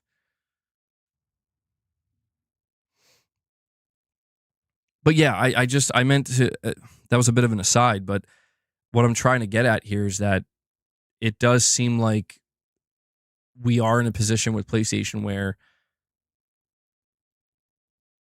I can understand why people are frustrated to a degree. Half of it I can understand, and then maybe like 1/4 of it I can understand. Sometimes half of it. It depends. It really depends on each month, like what Sony's announcing, what they're talking about. What I'm trying to say here is I'm like tripping on my words. It's understandable that right now people are looking at the last 3 announcements that Sony made and they're frustrated. If not frustrated, just laughing at Sony or just, being snarky about it. Announcement number 1, Last of Us Complete Edition. Announcement number 2, Marathon. Announcement number 3, price increases. One of those things, only bad. Just 100%. Nobody's happy about this. Anybody who's upset or saying anything bad is totally justified because that sucks. That being the price increases. The second thing, The Last of Us Complete, you're not going to see people cheering Sony on and feeling good about another Last of Us release. You will see people saying, is it really that big of a deal? It's just a package of the 2 games. It doesn't affect you. You will see that, and I can agree with that. But I would argue the people who are saying that are unaware of how this looks because it looks bad. It looks like they're just continuing to re-release the same games. I and many other people may be able to understand that this is a pure business decision where they want to release this package to coincide with the HBO show. Business-wise, makes perfect sense. In terms of optics, yeah, how it looks, people are going to see another release of The Last of Us. You guys serious? And they're going to get clowned on for it. And the third one, Marathon, is the one that I would say is a bit 50-50, where Marathon in a different timeline is a very different game that everybody loves. That there's no, like, it is the next big thing. In an alternate timeline, Bungie never lost it. And it's no offense to Bungie. I'm not trying to make it sound like Marathon's going to be a dumpster fire or something. It's not. But Marathon looks like it's going to do just fine from what I gather. I do not believe it's DOA. I think people were saying it's DOA. I think they're not paying close enough attention to the fact that this game's going to have a fan base. But what I can safely say is this is not going to be the next big thing. Far from it. It's going to be a thing. And considering we're talking about Bungie, that's a little bit surprising because Bungie's kind of been known to, like, they are the guys that come in with the next big thing, right? In the live service space. They've been known for that. In an alternate timeline, maybe that is what Marathon is. And everybody's on board. And everybody loves it. And everybody's stoked. That's just not what it is. And speaking purely from a PlayStation fan perspective, what I gather is that the general audience, or not the general, but the more core audience, I should say, maybe the exact opposite, the more core audience of PlayStation fans are not impressed by Marathon. And I'm not seeing a reaction from PlayStation fans from when it comes to Marathon that I would see with, a new big AAA IP revealed from Sony. Now, granted, it was Bungie. It's not Sony. Bungie's owned by Sony, but they're doing other things. So I'm just trying to point out here that there were 3 announcements so far this month from Sony, and none of them, 2 of them I think are just in the bad. They just throw them in the bin. Bad announcements, or people just don't care. And the other one, that being Marathon, is something that just it's very divisive. This is where it does feel like Sony has been too consistent at making announcements that either divide people or frustrate people. And, I understand that there are going to be people who, they naturally get a little bit defensive. And they're like, well, people overreact. People are always crying and bitching about something. And I agree. And it is overwhelming. It is hard to separate all these things because they all start to kind of, it all just comes together to make a lot of noise, and things just start to get labeled. Groups of people just immediately start to get labeled. And, any productive conversations or discourse that could happen, it gets drowned out by, again, the most vocal, insane people that just want to try to ruin it for their own personal gain. And that's stuff that, that's the part that I'm hoping eventually starts to just fade away. Jeffrey saying people said the same thing about Destiny. Are you sure about that? I'm assuming you're saying they said the same thing, like Destiny's not really going to be the next big thing, or whatever. Is that what you mean? Because what I remember about Destiny is, no, I think people were very stoked for it. We have a oh, did it? Oh, okay. Destiny 1 got destroyed for how bare bones it was. Okay. Actually, yeah, that I do remember. I do remember there were a lot of complaints where it felt like there wasn't enough content. But the premise of the game, I think, really, people were sold on it. We have a direct donation from Perfect Image. He says, MBG, technically we have 4 futuristic games and a ninja game. If Sony was to give more human bot characters, would play more. Too many sci-fi games. If I understand what you're saying here, Perfect Image, it sounds like you're basically pointing out that maybe Sony has too many games that are similar to one another. Like Saros is somewhat, futuristic sci-fi. Intergalactic is sci-fi.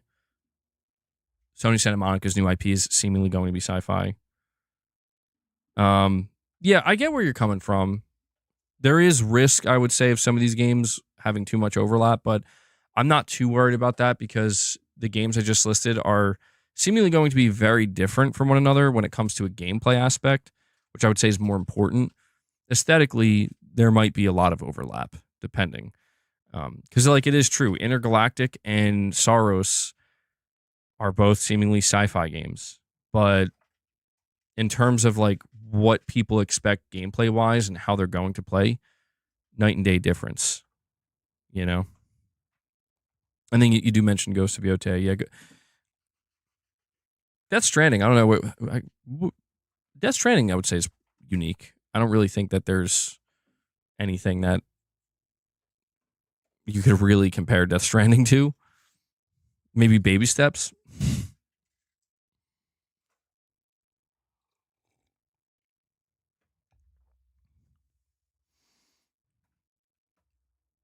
You hated Death Stranding's end credits. It went on forever. I think it's the first time I've seen somebody complain about the credits of a video game. Couldn't you skip them? Neon Skater saying, not an extraction shooter fan, but for those that like it, it looks good. I mean, I've been watching a little bit more gameplay here and there of Marathon, and I think the internet just kind of sucks. I mean, really. I understand that people kind of look forward to shitting on things, and I say this as somebody who I'm not excited for Marathon. I'm not. I have no excitement for it. But it's just when I watch the gameplay, I'm like, this doesn't look bad. It looks, I would say, yeah, it looks like nothing really truly new. Like it doesn't look exciting, but it doesn't look bad. And that's why when I'm thinking that in my head as I'm watching the gameplay, I'm like, the amount of people that I've seen just being like, this looks trash, this looks garbage, DOA, slop. I'm like, I think we're just seeing people become way too comfortable with when they see something that they don't immediately like, then they have to aggressively express, like just it is trash and it belongs in the dumpster. And you just can't help it. Well, that's just like, your opinion, man.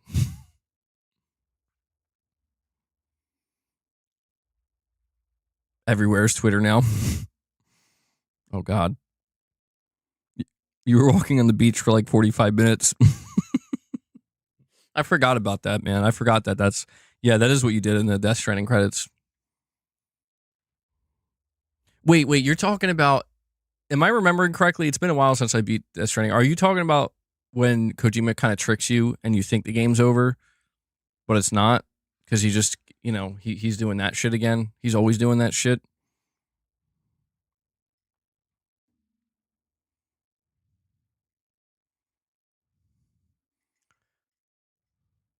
Why is somebody saying sun is made of fire in space?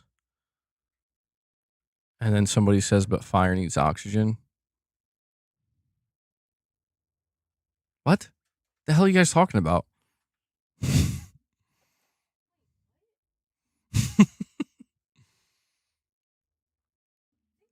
It's plasma. It's not fire.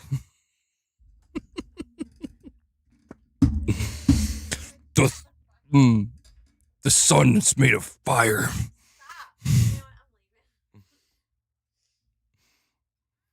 Me and Gavin are on the same wavelength. Space is real, bro. Wait, is that the conversation? Space isn't real? Space is definitely real. I would like it to not be real, truthfully, because it's terrifying. And like, there are many things I've learned about like astrology, that, or through astrology, that I'm like, okay, I can't deal with this existentialism. It would just be better to not know about space. Well, maybe not. I mean, like, I'm just saying, how is it terrifying? Well, think about it, dude. Like, if you understand if you understand the size of planet Earth compared to just our solar system, let alone compared to our galaxy, let alone compared to the size of the actual observable universe, it's like, oh, so we're basically a grain of sand on a beach. Yes, we are. Probably less than that. And that's like, whoa. You know what, though? Speaking of space, I did see trending on Twitter today that apparently there was a planet like 124 light years away that was discovered. I can't find it now. Where they're saying like there's life on this planet. There are biosignatures or something. Here we go. Astronomers say that they found the strongest evidence yet for life beyond our solar system on exoplanet K2-18b, 124 light years away in the habitable zone of its star. So the habitable zone basically just means, proximity to like where we are in proximity to the sun. It makes Earth habitable. Detected potential biosignatures that are typically produced by life on Earth. More data is needed to rule out non-biological explanations or confirm the detection. So what's funny about this, though, here's what's funny about this. You might be thinking to yourself, holy shit. I mean, it is kind of a holy shit moment where like they're saying the biosignatures that they're discovering are pretty much the exact same thing that we see on Earth here, which we have not seen anywhere else. That's pretty strong. That's like some pretty strong evidence, They're not immediately, they're going to obviously do their due diligence and rule out everything else before they confirm this. Here's the catch, or the catch-22. I almost said the catcher again. Why the fuck am I talking like that? The catch-22 is like, for as awesome as that is, it's 124 light years away. So, for those who don't know, a light year is how long it takes light to travel in a year. We can't, like, the human brain cannot actually truly understand that level of speed, that distance, you know? I mean, think about how fast light is. How fast is light? Light is a universal speed limit, and according to Einstein's theory of relativity, is the fastest speed in the universe. So light travels 186,000 miles per second, or 300,000 kilometers per second. There's like nothing faster than it. So imagine the speed of light, and then it would take us 124 years traveling at that speed to get to this planet. Basically doesn't matter. It basically doesn't matter. Like, until we can figure out how to travel at the speed of light, which we're not going to, at least I don't believe we are. It just seems impossible. Yeah, 186,000 miles per second, dude. How does that not terrify you? That space is that vast. How does that not terrify you? You're saying there's no way we can get data from that far away? Well, what's interesting is whatever we saw. See, this is why I find space so interesting. Whatever astronomers just saw from that planet or that exoplanet, it took 124 years for it to reach us. So, like, when we're observing, we see that exoplanet, and we're like, holy shit, what is that? Whatever we just witnessed, that biosignature, it was from 124 years ago. That's how long it took the light to reach us. So it's like, here's another thing that can help you.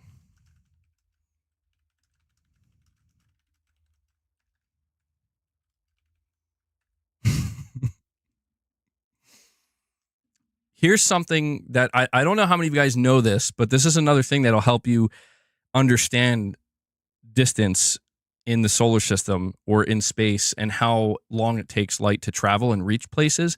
So, applying this to your thought experiment, if the sun disappeared instantaneously, we here on Earth would not notice until about 8 minutes and 20 seconds after it actually happened, due to the time it would take the light to travel from the sun to the Earth. So the sun, I think, is like 93 million miles away. Something like that from Earth. Yeah, so it's like about 8 to 9 minutes. So if the sun just burnt out right now, we wouldn't know for like another 8 or 9 minutes. Wait, you're saying so much misinformation. Whoa, hold on. How is this misinformation? Okay, you're going to have to explain yourself, bro. Fun fact, there's radiation in space. I mean, I can't, like, go out there and confirm this shit myself. So if that's what you mean. Like, I can't prove it. Like, you know, I've never been to the sun. Voyager 1 left Earth in 1977 and has left our solar system in 2012. It would take it 18,000 years to travel 1 light year at its current speed, which is 38,026 miles per hour. Oh, my God. But we're about to stream Starfield, bro. MBG probably thinks men walked on the moon. What? Okay, come on. Perfect Image with another $2 direct donation says, don't get me wrong, I've been a PlayStation player since the PS2. Sony exclusives are known for futuristic games that, except for Uncharted, Ghost, and Heavy Rain, Spider-Man, and more. Perfect Image, be careful, man. You're almost making it sound like they have variety. Science said eggs and nuts were bad. Well, I mean, I sometimes think about the idea of the universe just being a giant simulation. Like, one of the craziest theories I heard that we can't actually, I don't think we could disprove, is like, you know how in a video game, when you go to a certain area, it only loads in the area as you're approaching it. And like when you're like, so you can see it and then interact with it. And then when you leave that area and go to another, it just disappears and doesn't exist. Basically, that's the universe. Like, it only appears and loads in when we are observing it. Now that shit, I mean, like that would mean we're in a video game, basically, which is really freaky to think about. Because don't you find it interesting? Don't you find it interesting that it's like, oh, I can look out there and see this shit, but I can't do anything with it. You're damn right you can't do anything with it. We're bound by the laws of physics here on planet Earth. Oh, what's that? You just found a planet 124 light years away that it's giving you a biosignature like what you see on Earth? Oh, shit, you might have just found Earth too. Doesn't matter. What are we going to do? What are you going to do? Like, dude, we're lucky if we can go to freaking Mars. Ever. We don't, like, and what's even there? What the hell's even at Mars?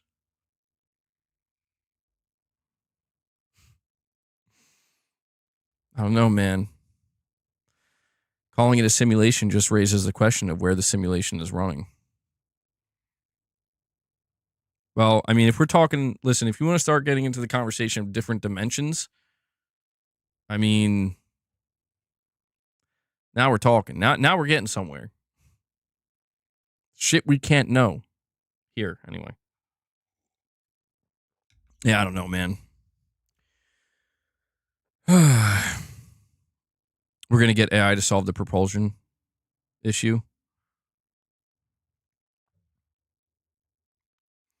Well, another really disturbing theory, but I would say probably disturbingly accurate theory is the Great Filter theory.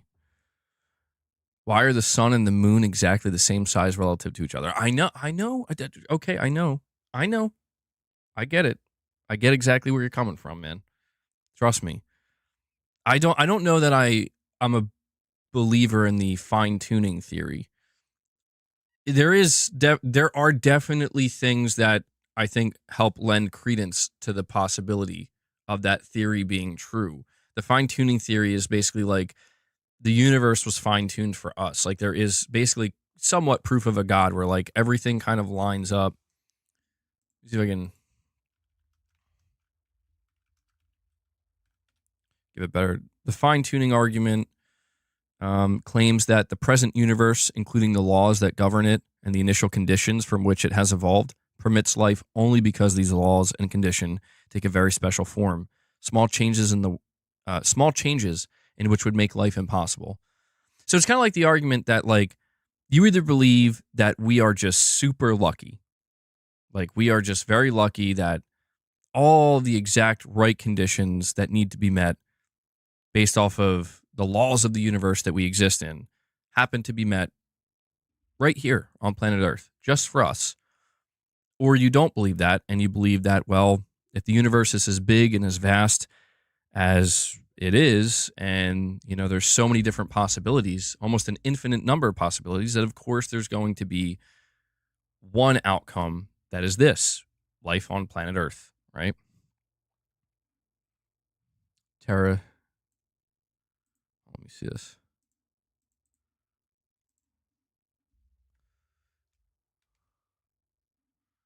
What is this? Terra Infinita.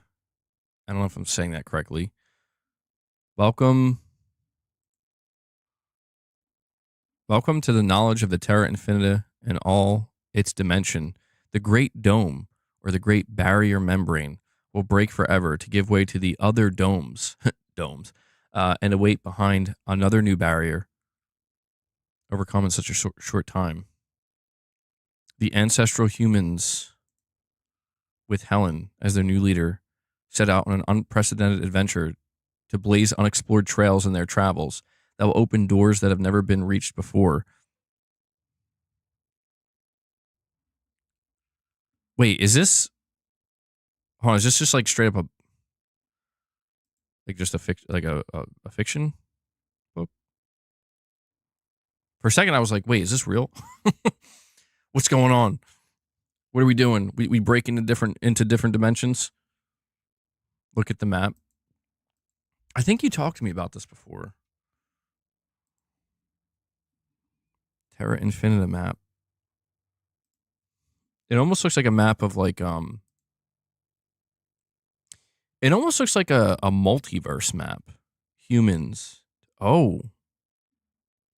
Custodians. Neptunians. Yeah, what the hell?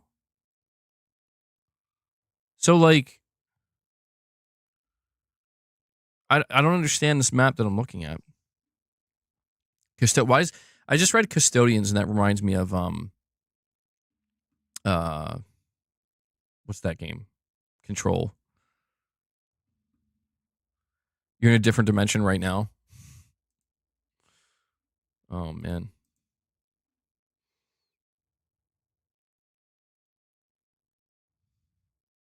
Finds planet with life. 124 light years away equals DLC loading. We barely know it's under our oceans because we are so deep and vast.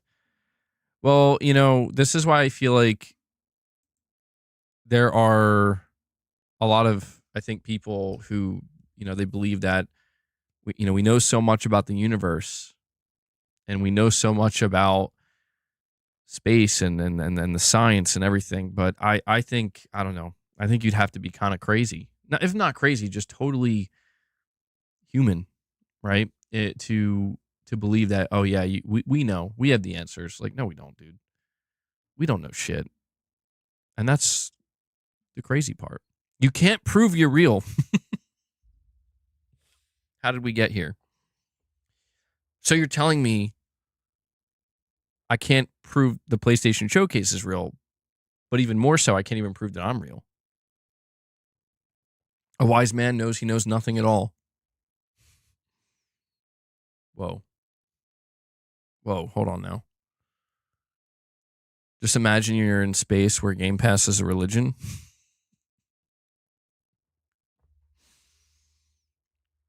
Praise be to Game Pass. Are you even real, bro? Uh-oh, we're losing some viewership. People are falling off. They're like, oh man, I don't know. It's happening again. There's another dimension that had a full PT game. And a second one currently in development.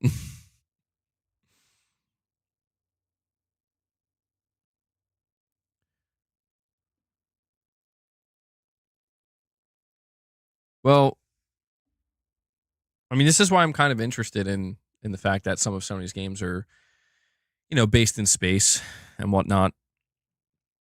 I melted their brains. They're like, I don't need this existentialism. Joel is still alive in dimension 4136.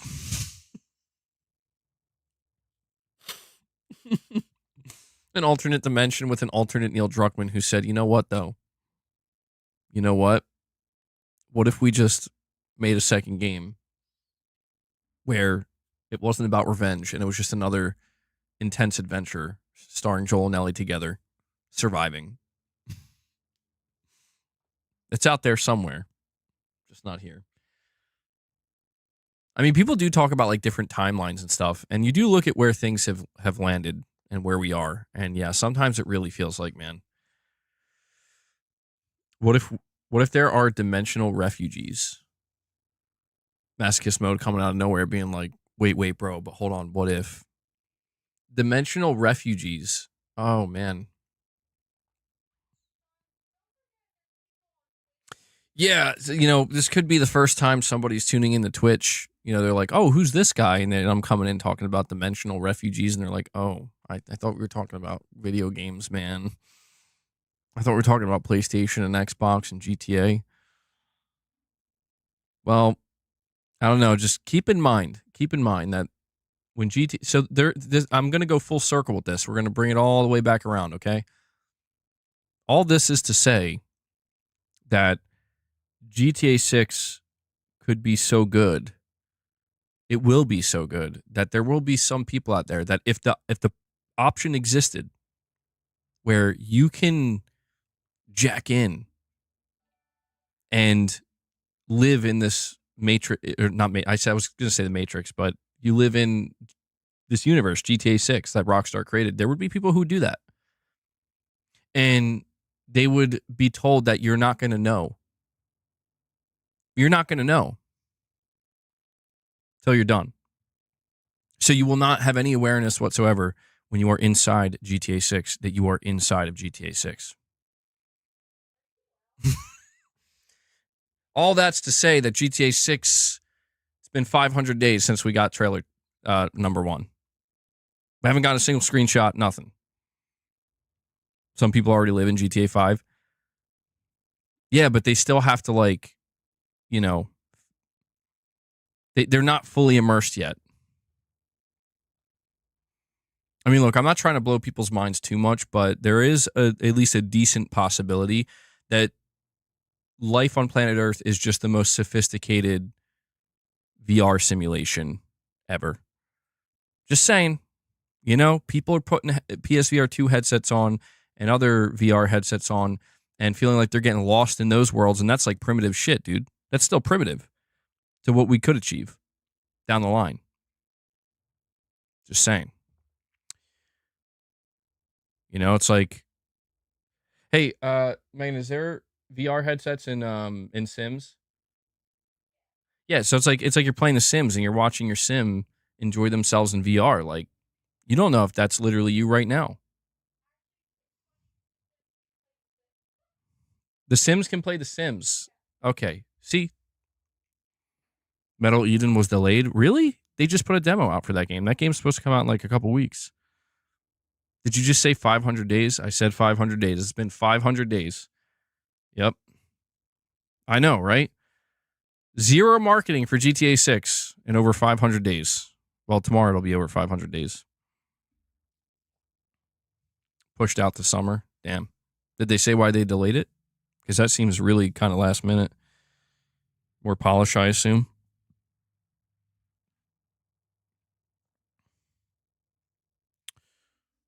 Go.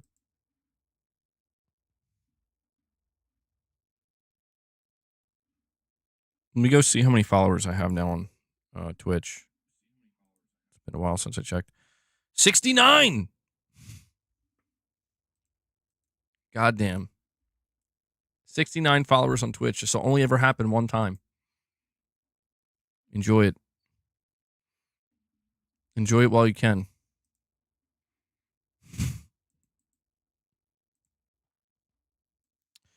All right.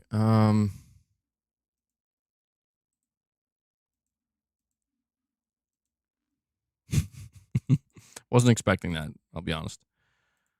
I'll put the Twitch link in the chat one more time. I'm thinking I'm just going to stream this upcoming gaming event. It's happening at 3 o'clock. Let me go see. And you know what? I actually, ironically enough, I think it's being streamed exclusively on Twitch. Which doesn't mean I can't stream it on YouTube. I can, but let me go see. I don't know if this is going to be a good event. Let me find it. Wait, what's the gaming event even called?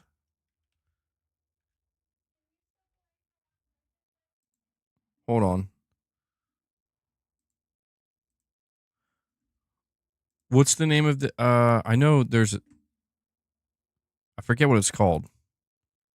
Does anybody remember?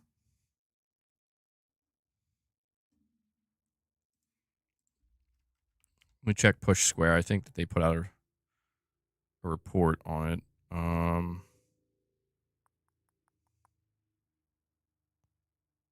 Galaxies. Okay. It's called Galaxies. Do they have a link for it? So it says the collapse of E3 has given way to all kinds of independent video game presentations, and another one has popped up seemingly out of nowhere named Galaxies. This gaming showcase is set to broadcast its first ever show very soon, exclusively on Twitch. Galaxies will present more than 50 game announcements and updates from AAA publishers to ambitious indie teams. So we can see Konami, Remedy Entertainment, Krafton, Saber Interactive, Team 17. Yeah, I mean, maybe we should check it out. It's on Twitch, apparently, though. Galaxies.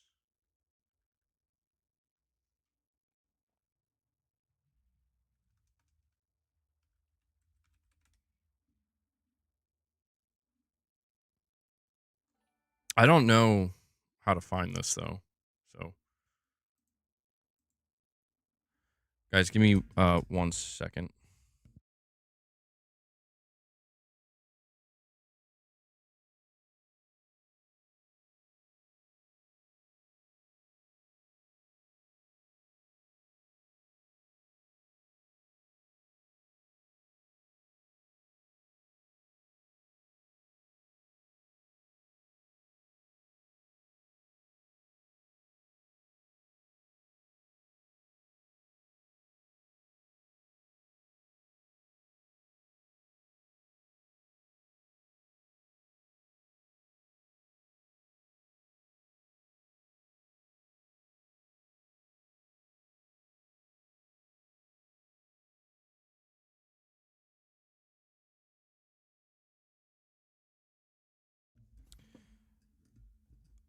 Claire Obscure will be there. Yeah, I don't know.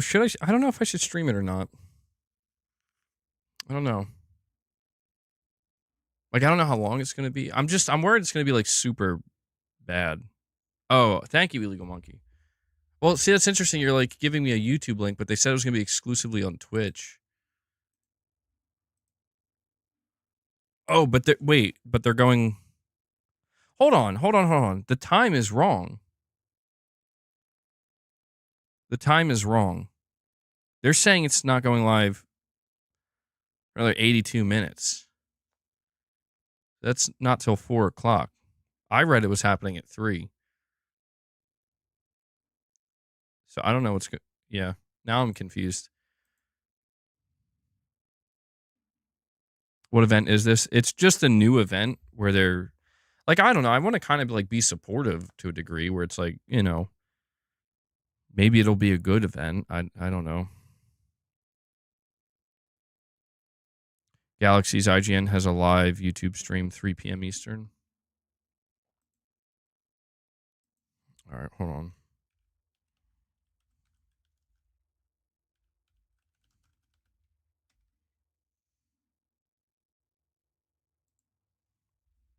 Boss, don't jump up there. It says streaming on Twitch.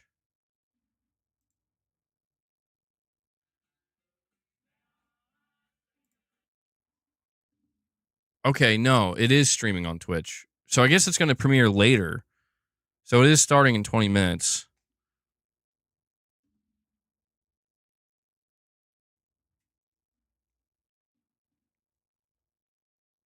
I guess, yeah. So they have a countdown here. It's starting in 20 minutes. I don't know. Maybe we should. I don't know. I don't know if it would be worth it. Saying don't stream it. Well, if I did, I would have to do a separate stream. Beast mode, you think I should? Some of you guys want to. Free content.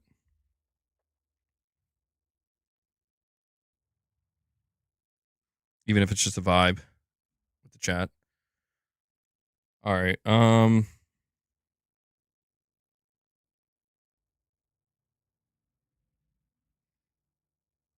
right. Well, I'll make a deal, chat.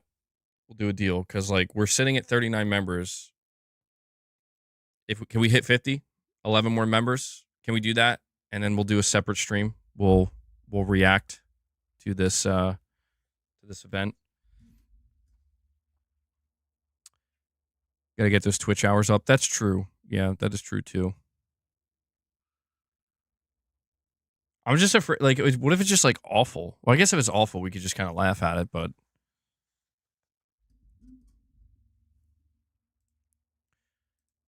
yeah, I could do another dual stream.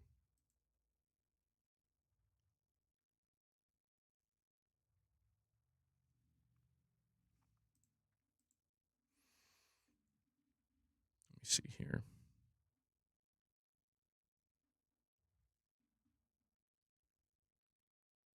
Come on.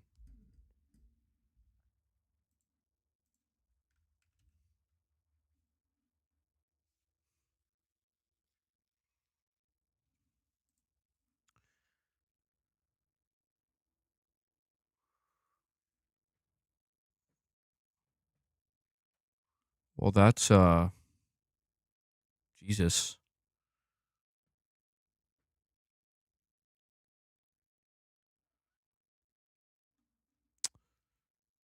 It's a active shooter in Florida State University. At least 5 dead, 4 injured. Jesus Christ. Well, that's fucking awful.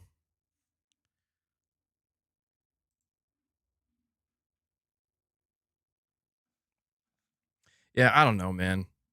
I don't know if I'm going to stream. If this was like an established event, I don't know, maybe I would stream it. I'm going to get my Twitch hours up. Like every stream we do here, we're going to be doing on Twitch as well. I don't know. I don't want to become like a curmudgeon and be like, this sucks. Please let it be over. You know what I mean? Like, I don't want, like, what if it's like a really long, boring event? Those are the worst. I don't know though. What if it's like,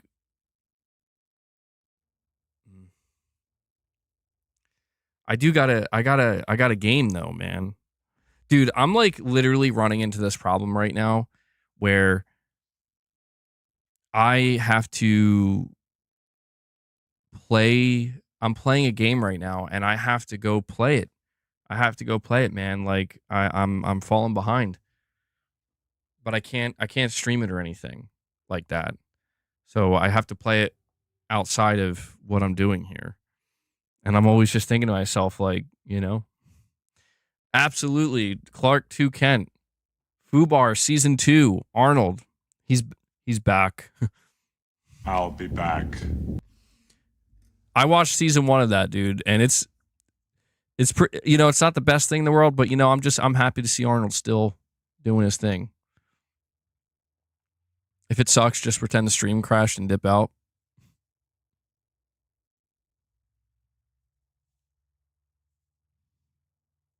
Worst case, give it an hour. If it's bad, end it. All right, here's maybe what we can do. First off, you guys are going to have to drop 11 member gifts. All right. But I saw that Sony Interactive Entertainment to create 100 jobs in Ireland. Maybe what we can do here is, let me move this to another window.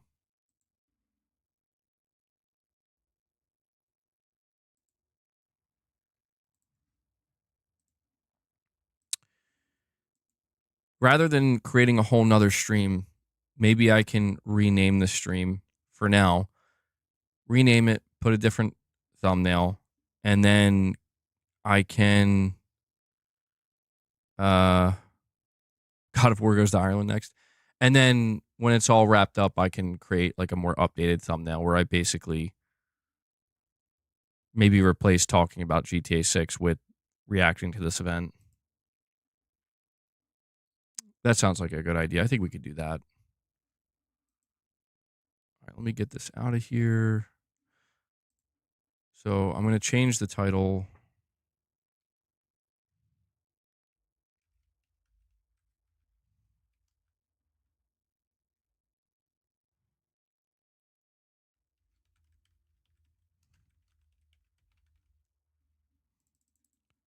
I don't know if people are going to.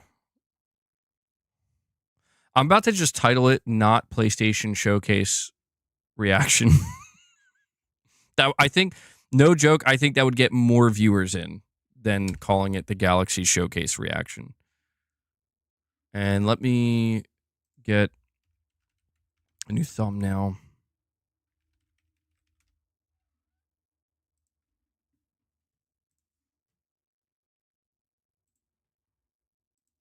Luna, hold on. Don't scratch the floor up.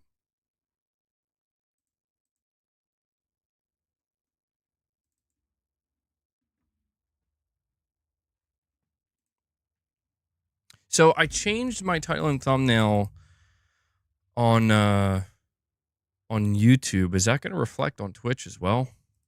Can you change your title and thumbnail on Twitch in real time? Go to live dashboard. Okay, I think it did. Let me see. No, I don't think it did. You can change it. I don't know how. Oh, okay. I got it right here. Sorry about that. It's very easy. It's right in front of me.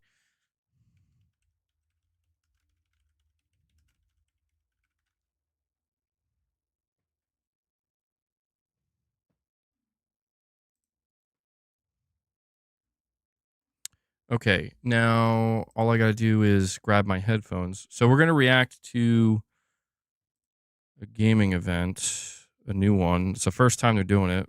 I don't know, it's just a showcase. They said they had like 50 games. Stop it. Luna, you're being bad.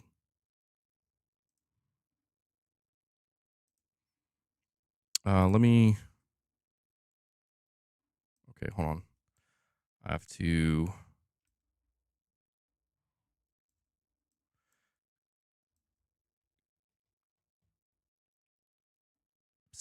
Luna, come here.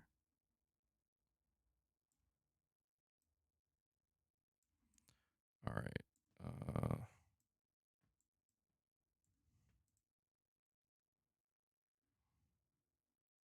don't know if there's anything playing.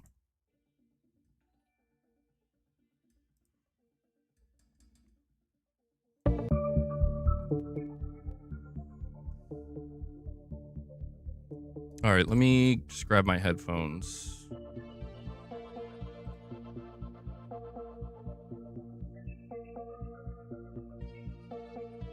Is that showing up? The screen might be blank for a minute. Is this the secret PlayStation Showcase? It is.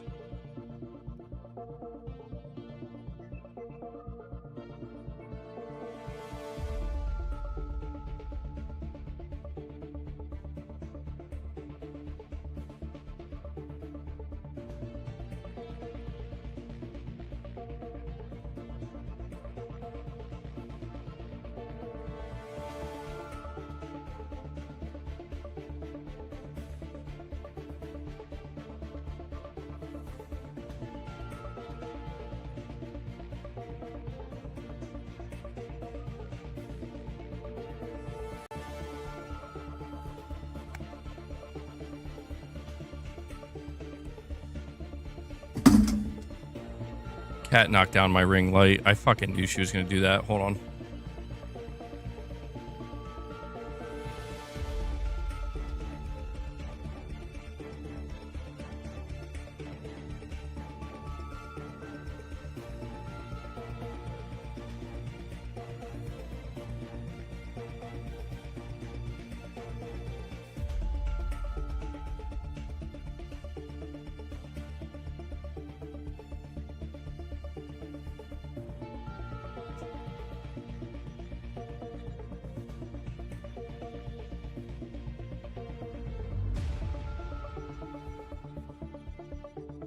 See, Goat Gaming saying you're loving this.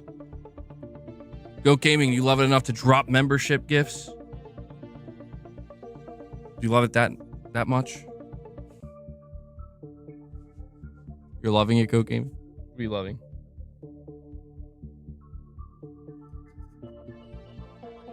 All right. Oops. It's gone again.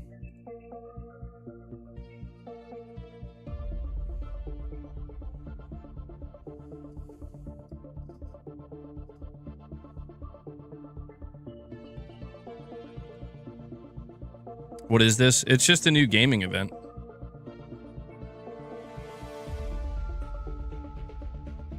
I'll put it full screen when it gets closer. I don't know if the music's too loud or what, but... And Goat Gaming actually did it! He does love it. He wasn't kidding. He loves it enough to drop 5 membership gifts. Goat Gaming, I cannot condone what you do on Twitter. But I do appreciate the support, my friend. Thank you. Thank you. Appreciate it. Good stuff, man. Well, with Goat Gaming dropping that, we're at 44 members. Can we hit that 50 today? See if we can.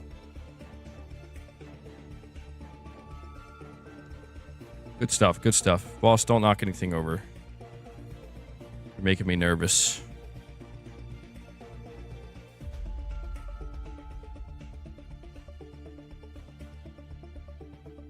What is that? I guess I can't get rid of that ad. Oh, okay. It is a showcase, yeah. Look, it's the first time they're ever doing the showcase. It's called Galaxies. They say they have 50 games, some AAA publishers. This is what they're saying. So, I don't know what to expect. It could be awful. I'm gonna say keep your expectations lower just because it's their first time. Oh my god, these cats, bro.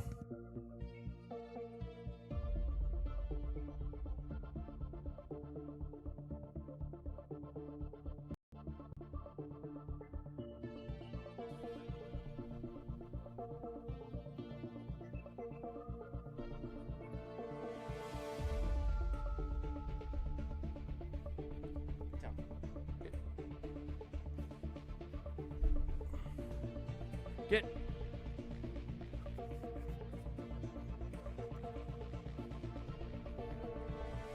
Resident Evil 9 trailer? Not expecting that. Definitely not expecting Resident Evil 9 trailer. I don't know. Dude, I don't know who's even hosting this event. It's the first I've ever heard of it. It's just called Galaxies. It's streaming exclusively on Twitch. They said they got 50 games. So...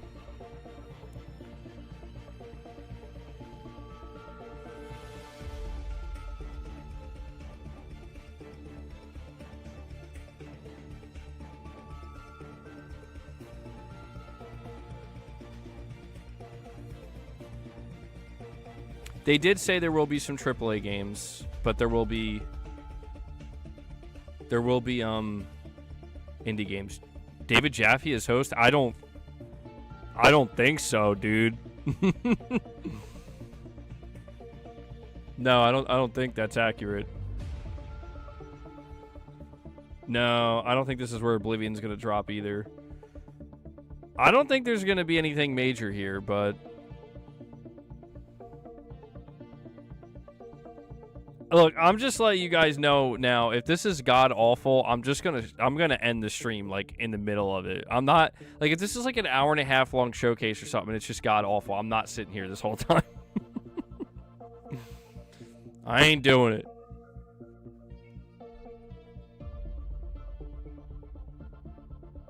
Hold on, the screen's gonna go blank for a second.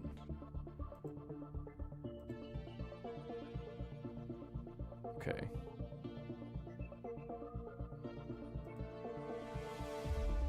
Get this out of here. Does my mic sound weird? Does it? Hold on.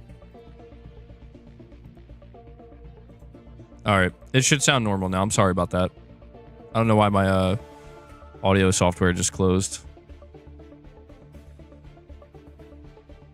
MBG, there's no option here to send gifteds here on Twitch. I know, I'm not a Twitch affiliate yet, man.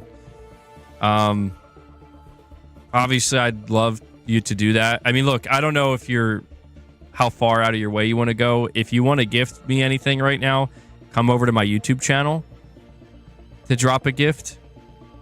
But for now, I'm starting from 0 on Twitch, so I have to build up to getting affiliate status. We should be able to get affiliate status hopefully next month. Like 1 month of streaming this way. My mic is crackling a bit. Is it still doing that? Let me know if it continues to do that. I'll unplug it and plug it back in. Stop that. Stop that. Don't bite that. Stop. Boss.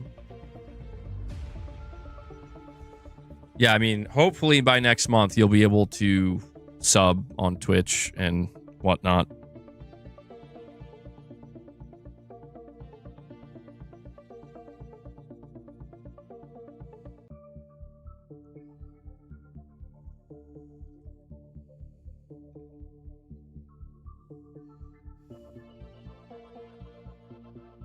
Or the Sifu soccer game.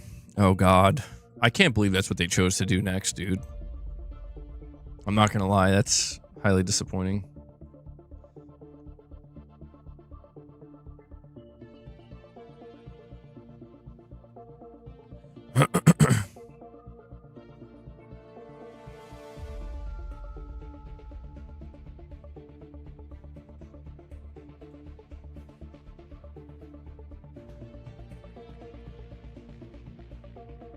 You would like to on YouTube, but it doesn't show me a gifted number. Only here on Twitch I can send you. But I hope next stream we'll have some options. Yeah. Yeah, just stick around. Like I said, I'm going to try to become a Twitch affiliate, hopefully within the next 30 days. So, I don't know if I could do it sooner than that. I don't. I have to look a little bit deeper into it. But we're off to a good start. We already hit the requirement for followers, which is great.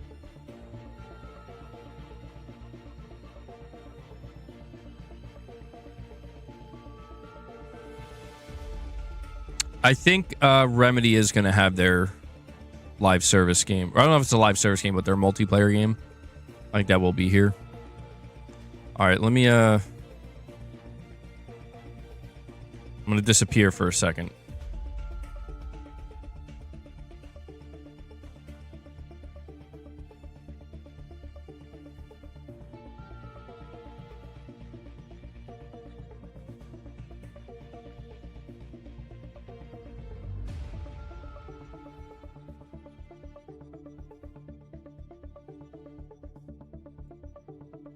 Oh, hold on. Went too far up.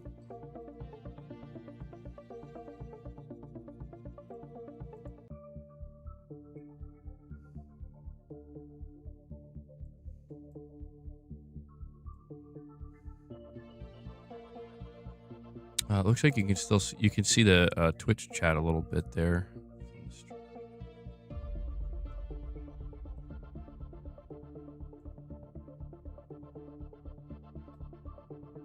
There we go. All right.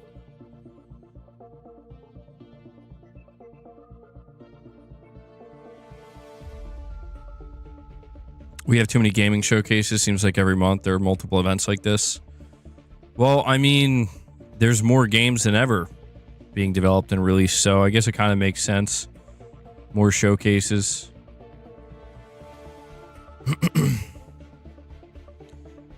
Yeah, like I said, I am just giving you guys fair warning. I have no idea what to expect from this showcase. If it's god awful, I'm just gonna, like, you know. And we got a super chat from Higgs. He says, this is in case the showcase sucks. Well, thank you for that. Thank you for that, Higgs. That's very kind of you. Thank you for the $5 super chat. All right, I'm gonna put the volume up now.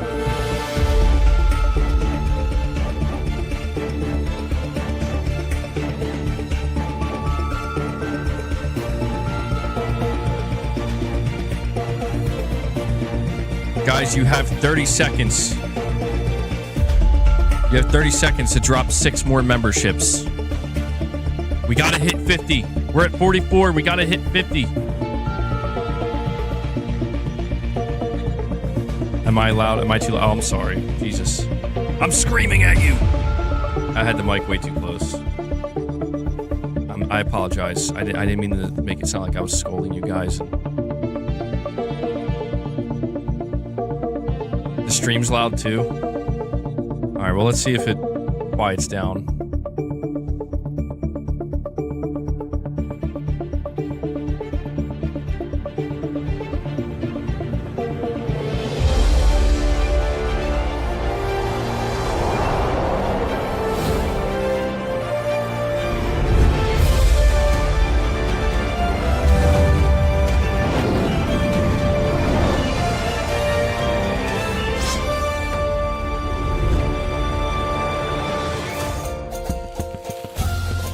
Adventure called, a brave few answered, and the expedition set sail. Among them, an elite band of explorers, some of Gillinor's finest. They were bound for uncharted waters in pursuit of a legend. It sounds like there's something wrong with the audio. had only No, they Sony's not known gonna be the here. danger. Dragons, winged death descended from the skies. Blades were drawn and spells cast. But Bro, the why does it sound dragons like that? rained ruin. Is that just me? And so they vanished into the wild. They adapted, endured, wielded magic, sharp as steel, wits keen as arrows, always searching think it sounds for fine? a way Is it to just me call then? for aid. And at Something last, sounds they found really it. off with the audio. The heroes are on their way, and the dragons, they'll never see it coming. It's just me. Okay. It's not like that bad. A little something going on.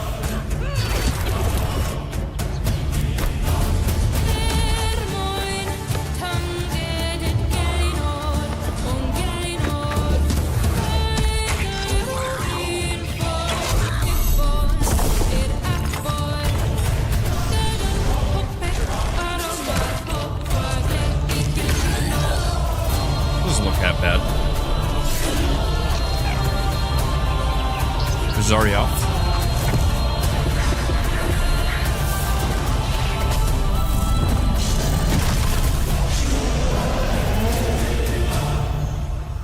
That was RuneScape Dragon Wilds, and you are watching the first ever Galaxies Oh, I can't showcase. hear her. Fire up Steam. Can you and guys hear ready her? Your wishlisting finger, because we have a huge event for you today with world premieres, Oh, this is a shadow problem. drops, and new looks at gameplay from more than 50 games. Oh, We've got okay. everything Oh, from AAA okay. publishers all the way My through headphone jack was pioneering loose. I was like, yo, what's solo wrong? Developers.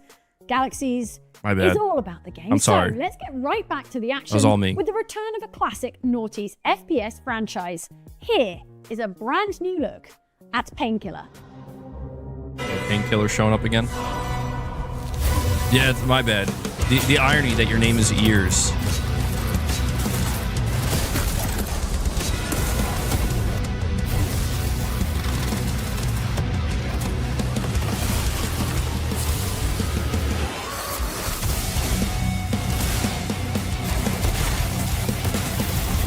Okay. Alright, I can get behind this.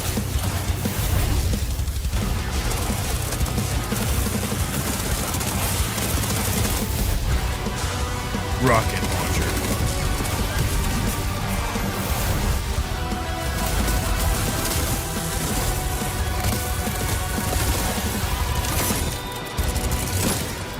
Man, the music's very good.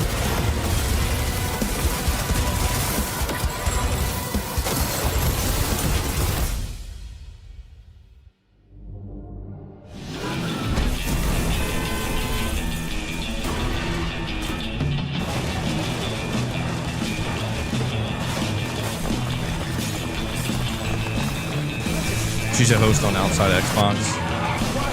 Yeah, she looked.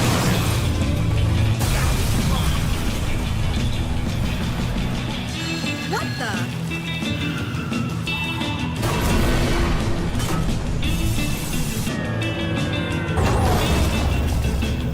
47 games left. you're keeping track.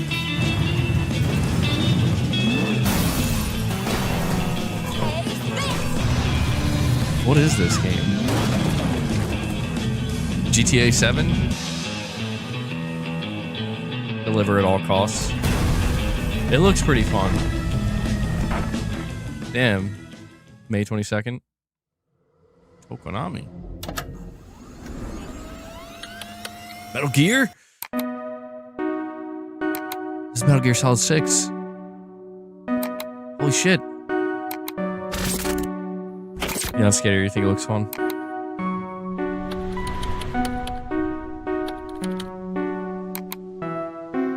Metal Gear dating sim?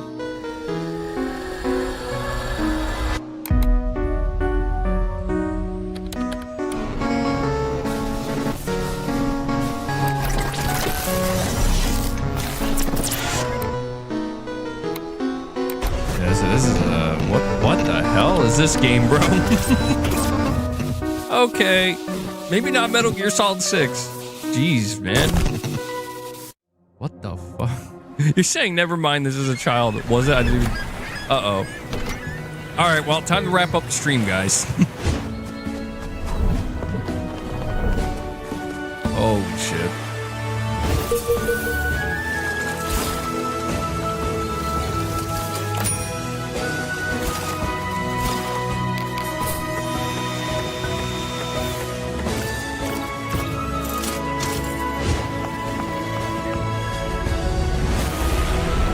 Uh-oh.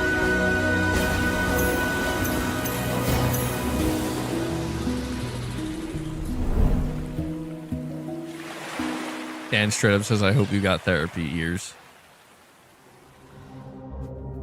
Until now, I didn't know how much I needed a game to let me customize my own seaplane. Head to galaxieshow.com/wishlist and add Lou's Lagoon. You can also download the demo and play it right now.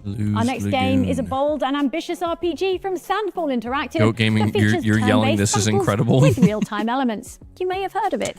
Check out Goat this Gaming, may I ask why you're so excited? For Claire Obscure Expedition 33. Oh, Claire Obscure, bro. 67 Sorry, years I'm since screaming the into the world mic. broke I'm apart. very sorry. 67 years since Lumiere was flung into the It's sea. like a PlayStation exclusive. 67 years since she appeared and painted her first number. Who's hyped for Claire Obscure?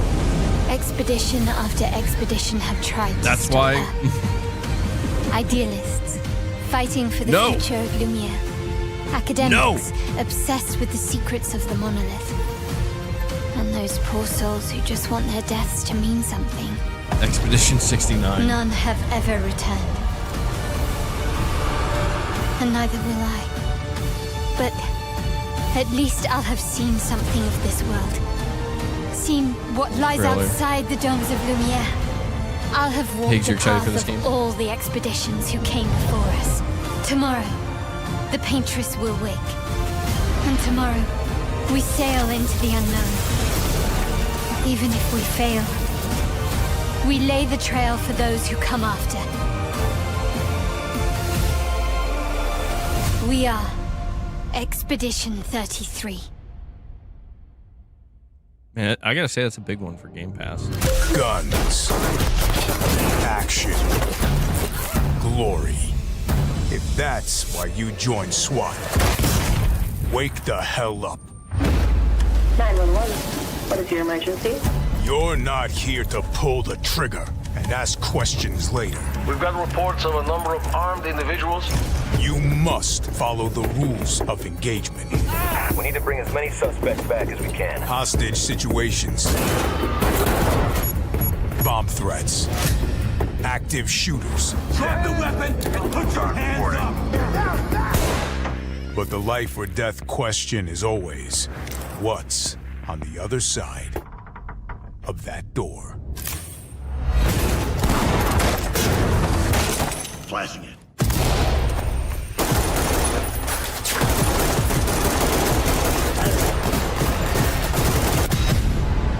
Does that feel like glory to you? We're not cowboys. Eos 15 has followed. We are Ios. not heroes. Thank you. We are the last line of defense. Are you ready?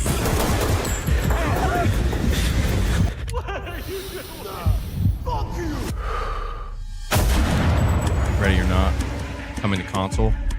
That looks really interesting. I could see myself giving that a shot. No pun intended.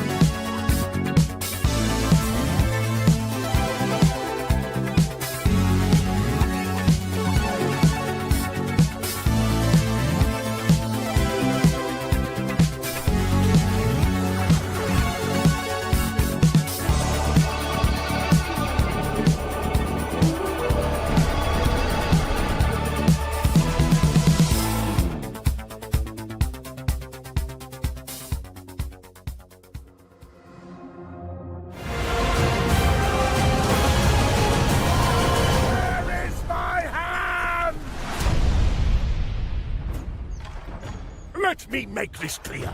As my loyal right hand, you're required to empower the peasants. Build a castle for the ages. And defend me. I mean it. With your life. In return, I'll take all the credit. Build traps! Dig pits! Recruit soldiers! And for pity's sake, equip yourself!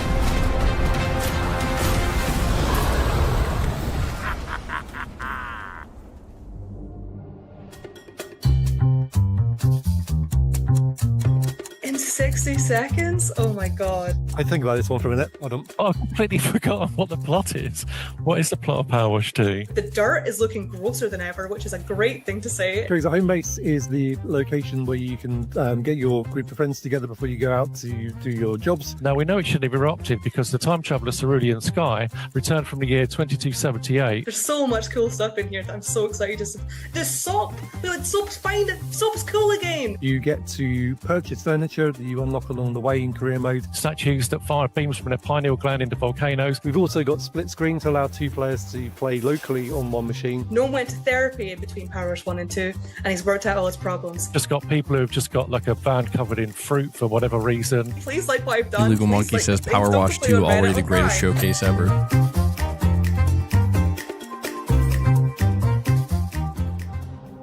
Yeah, that's right. Power washing is back and more powerful than ever. Now, let's go back in time to 1998. EA has just released Future Cop LAPD, a game that saw you pilot a crime-fighting mech and was destined to become a cult classic. If you're Gen Z, take my word for it, it was really good. If you're a millennial, get excited. Our next developer is making a modern multiplayer and co-op reimagining of that classic game. Let's take an exclusive look at LAPD 2195. This city is in a death spiral. Gangs, cartels, corpo-backed mercs. No one's afraid of the badge anymore. That's why the LAPD formed MAST, an elite unit built to end the chaos. Out here, every step could be your last. Muggings, kidnappings, or worse. People stay inside, locked behind steel doors, hoping the world outside doesn't swallow them whole. Me? I used to be the same, just trying to survive. Then my sister told me she's pregnant. Then I'm gonna be an uncle. That's when I realized you can't hide. It's a good thing he clarified that he's gonna be an uncle. You've gotta force it. You have to fight. It's really good he clarified that. The scumbags take everything. Most people are too afraid to fight. Not me. I'm gonna make a difference.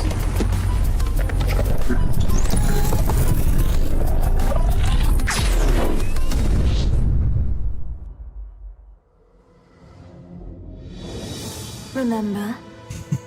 The heart of Atamagia is activated by the blood of fierce competition.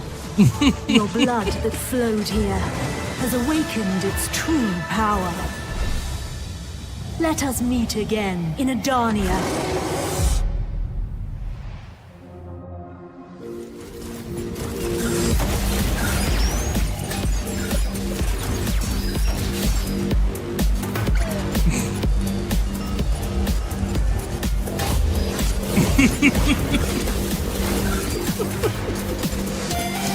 Dude. Oh man, I'm just like imagining the alternative where like there was no clarification. That's it. That's the last sentence he speaks.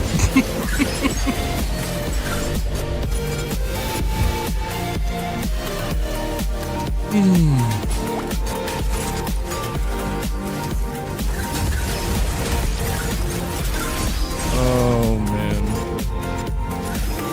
Alrighty.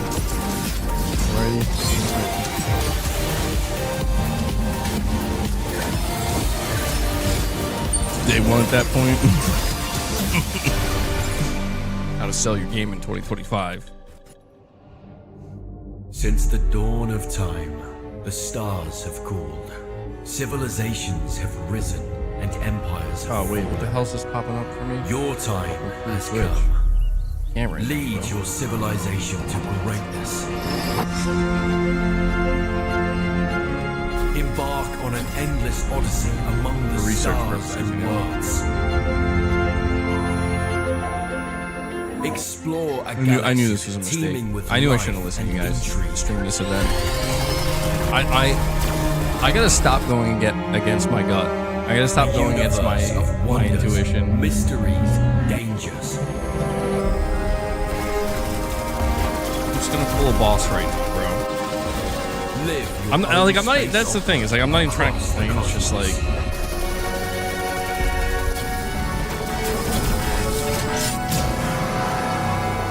At least we got that fire quote. Best part of the show so far.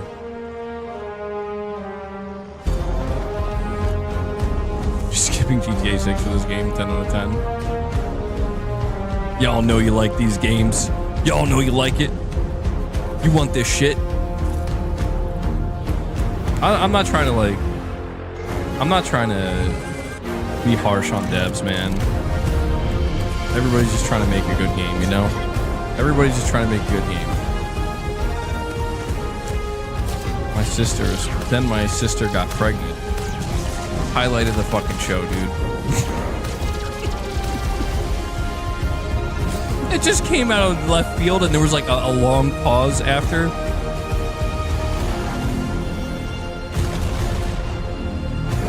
Oh man. Saying making games is hard, I tried.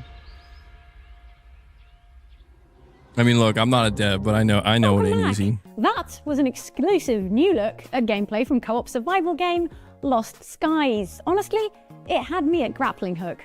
Next, let's take a look at a couple of titles from brand new publisher Tiny Dragon Games. Their first game launches on Steam right now and asks the question, what would it be like to play mini golf against Kevin McAllister?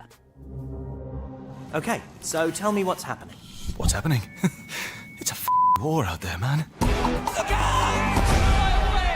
They make us place traps for other balls. What kind of a monster came up with that? Ball coming through! Mulligan! Mulligan! Golf used to be simple. It was just you versus the whole. Now it's about survival. Yo, we got another fire quote. Things used to be simple. It used to just be you versus the whole. I can still see the tornado every time I close my eyes. Nobody thinks about their balls anymore. It's a bally ball world. A bally ball world? What the fuck is this game? How Play did this you with feel chat. when you learned about the mini nuke?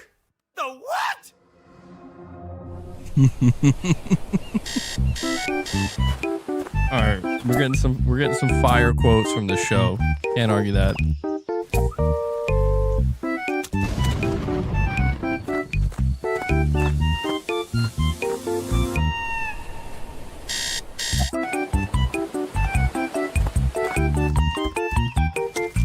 Has anybody been keeping track? How many games have we seen so far? Joel sweating watching this.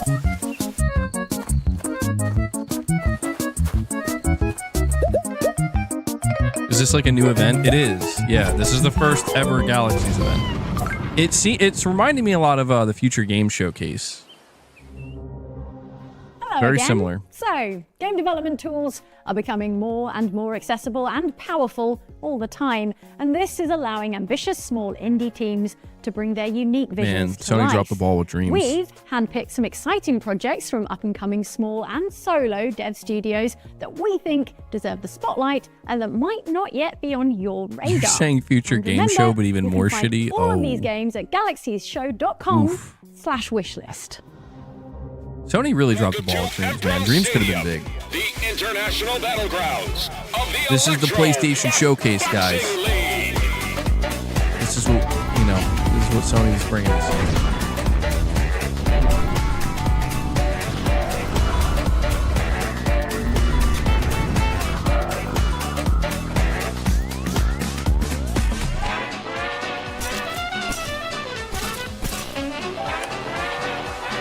Guy Gravity says I'm always here for more shows.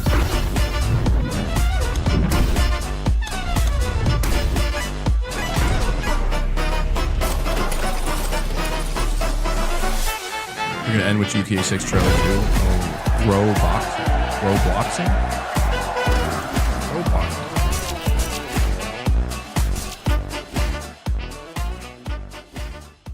Yeah, I'm losing viewership as I'm streaming this, though. No joke. I think people are not very interested. Tell me if I got this straight. Baxter You can vibe with the chat. Weapons manufacturer, and a good one, too. made the finest rifles this side of the Mississippi. He made himself a damn fortune selling those guns. Used it to build his sweetheart a lavish estate up in the mountains. Then, poor Bax passed away, heartbroken and miserable after she up and died of consumption. Yeah, it's mostly an indie showcase. It's just about the size of it, Deputy. But what do you care? I mean, it did say they have some dead and AAA buried stuff. going on 30 years now. Well, then it's awful kind of them to send me a wedding invitation, ain't it? And I reckon it's time I pay 'em a visit.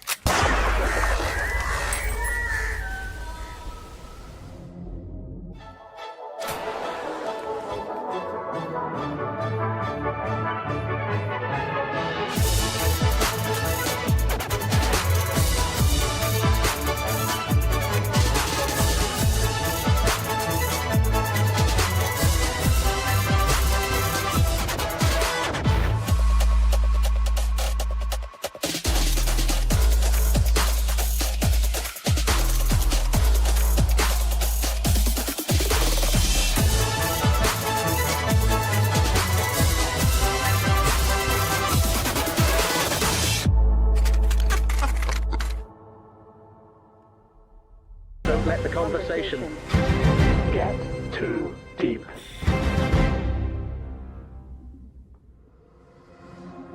MBGM testing stuff, Twitch stuff. You can comment.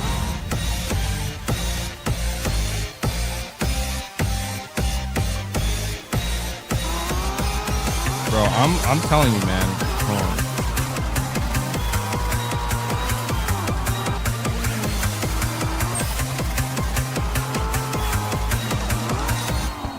Waifu racing.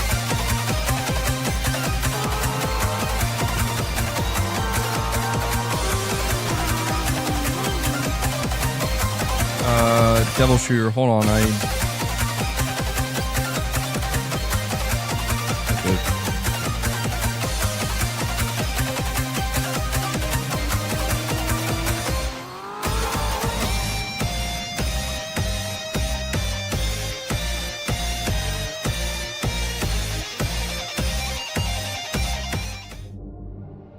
I mean, on mobile, I don't see the big comment, but I If you saw other universes, don't worry. You won't be visiting any of them.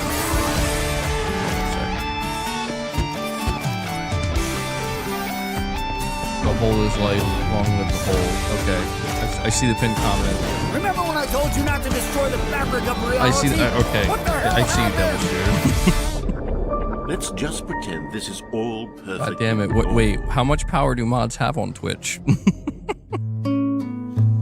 Hold on, though. Hold on.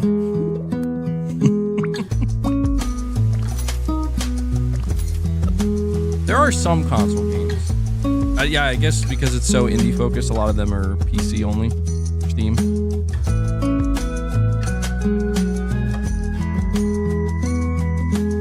Seems like it's all for PC. I accidentally tuned into a PC gaming showcase. Oops. Don't forget to head to I did it again. galaxiesshow.com/wishlist to find all of the games in the showcase in one convenient place. Can't stop making this mistake. Let's take a look at the next game from the publisher of Balatro. It's set in a world where music is illegal. I can't and stop we do accidentally crimes. tuning into As PC-only concepts go, gaming it's showcases. pretty unbeatable to me. No, they do have console games. Just okay. Not Quick a lot. recap. This is a game where music is illegal and you do crimes. You do crimes. Corey, by what did you performing walk a dead simple into? action of hitting two buttons and sign to the music, which makes this girl who is you Corey, do any there number of were- things, like for example, punching this You guy. missed the right in quote jaw. of the year, bro, from a game. Between doing that, you go around and talk to There was people, this indie things, game being get shown talked off, and the at guy people, was try to like, get a quiet moment or two to and then yourself so you can think and write my new sister songs, got do pregnant. graffiti and play baseball the wrong way and deal with cops the right way and everything's anime or pretty much go Oh, man. So you might be wondering what the hell we could possibly have left to show.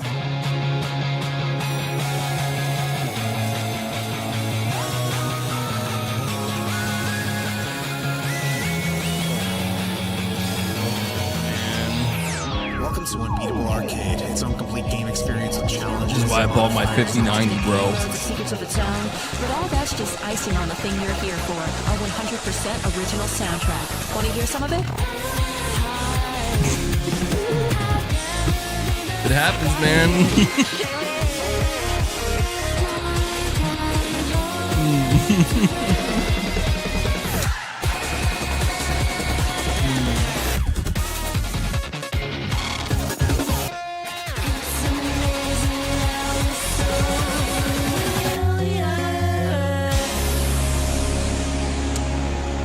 Guys, I need somebody to tell me how many games we've seen so far, because there's 50 games. Surely somebody's keeping track, right? 17? Oh, only 17?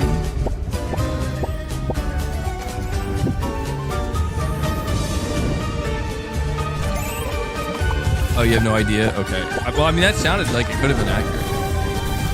18 now. The creativity in the industry is clearly in the indie space.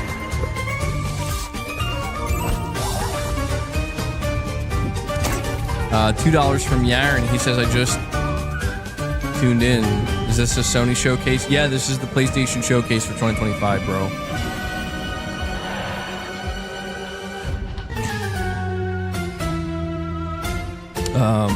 Well, hey, we got some console games.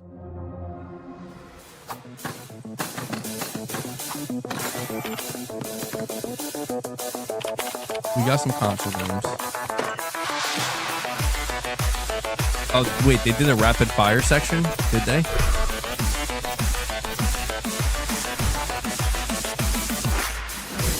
Hold on, did somebody just get banned? Wait, did somebody ban somebody on Twitch? One of my mods banned somebody? What happened?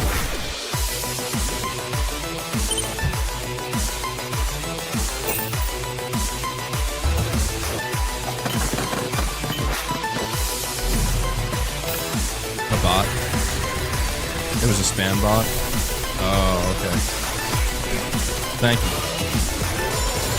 I didn't know that was a thing.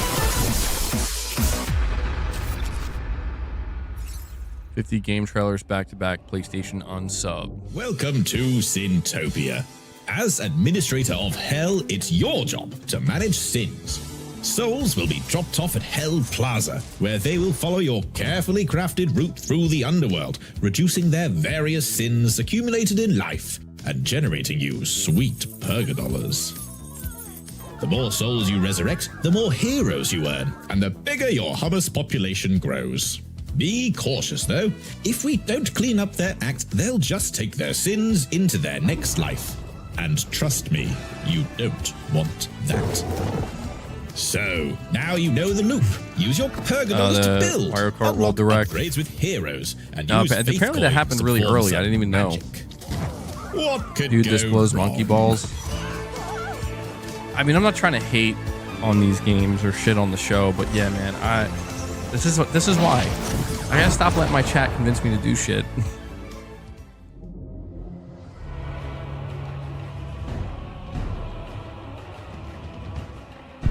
I'll be right back.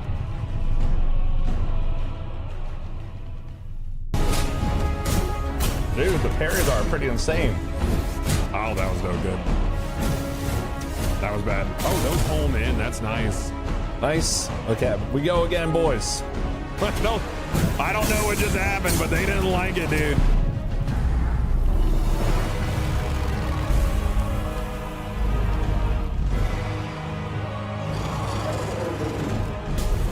Oh, perfect dodge. Let's go. Parried. Oh, dude, I'm actually getting so good at this. There's so much going on in this boss fight, dude. Yes! Okay, we did it.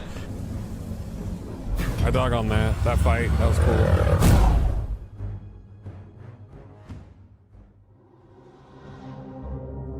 that was Imperial, a challenging action RPG from the fine folks at Secret Mode. If you like to deal massive damage and watch big numbers pop out of your enemies, be sure to go and get it wishlisted.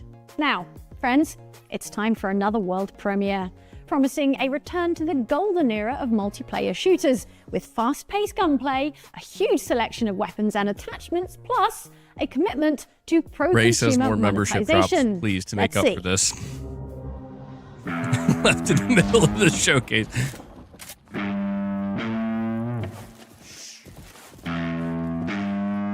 Get to objective Alpha. This Call of Duty.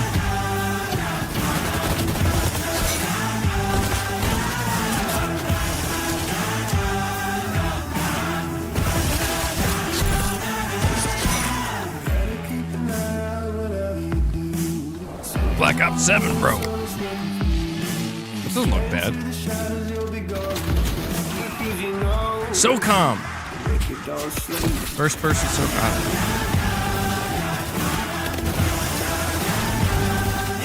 Rainbow 5. Rainbow 5, bro. Oh my god. That's a good one. Wrath Ops. Only on Steam. I'm out, bro. Whack Ops. Whack Ops, bro. He said Whack Ops.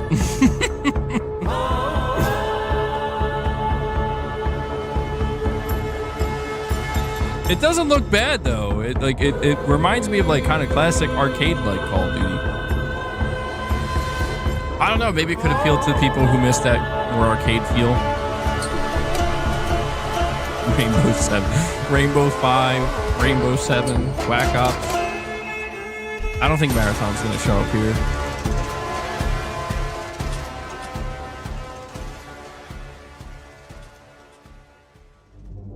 I gotta wake Boss up.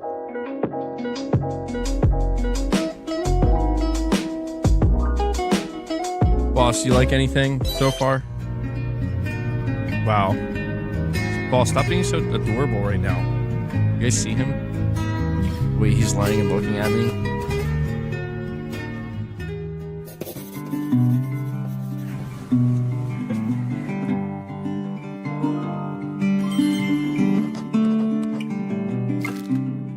$5 from Yaron says, about Oblivion Remastered, I think Microsoft will just release games without marketing and hope for the best.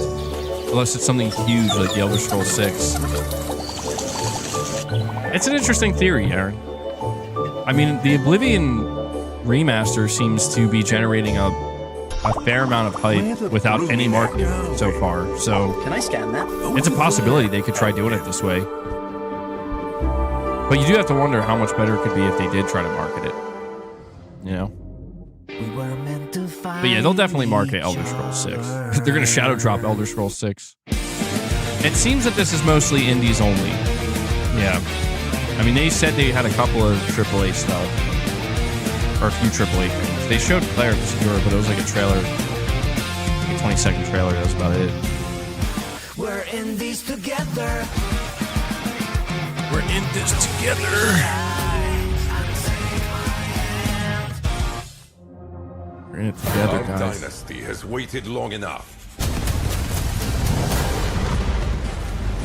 We have gathered our strength. And GDF now knows of the might we possess. The time to strike is now. I'll send what I can your way, but you've got to work with what you have.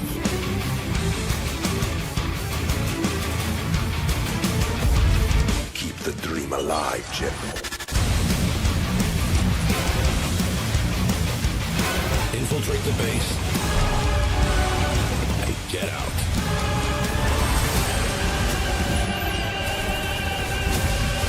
Poke out the eye of the beast. Get ready to fight like hell.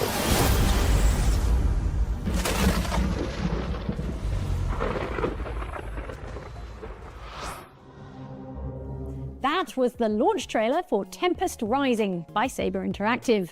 If you've been hankering for some CNC, you won't want to miss that one. And if that is you, head over to Steam and add it to your list. Now, from tanks to, well, kind of tanks, vehicle combat is back, courtesy of the fine folks at Crafton and EF Games. Rivals Hover League will have you shooting and riding your way through team fights in arenas all over the solar system.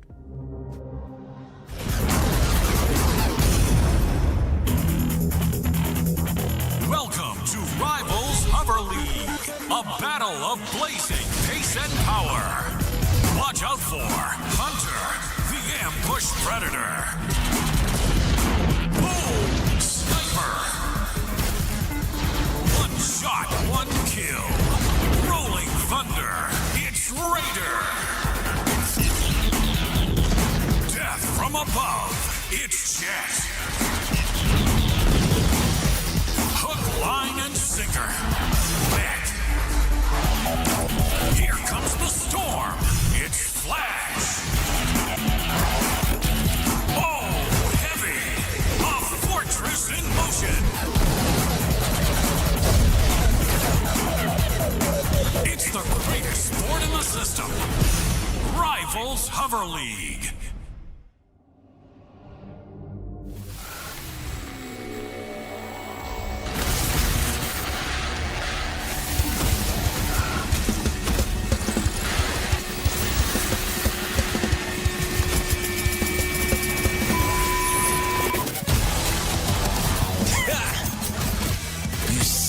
Wankers. Gluttons for punishment, aren't you, fellas? Looking forward to ending you all. Sick Again wankers. and again. Yeah, I'm just playing with boss while I'm watching this. You bloody love this, don't you? Over Try to exercise and a little over bit, and over. You think you can handle it? I can't Or really you're just adjust here for my a camera, good though. spanking. Sick wank.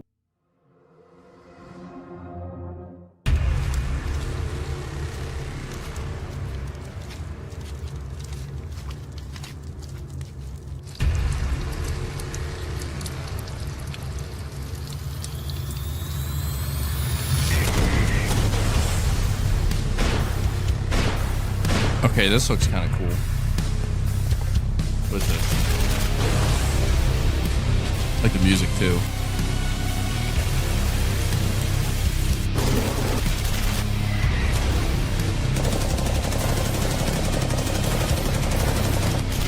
This is gonna be PC only. You know it's gonna be. This ain't coming to console. The first cool thing.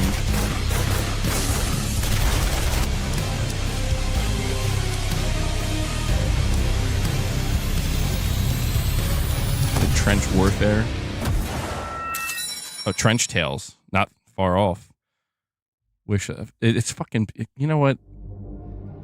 Why did I tune into this? That does look cool. Maybe that'll come to console at some point, though.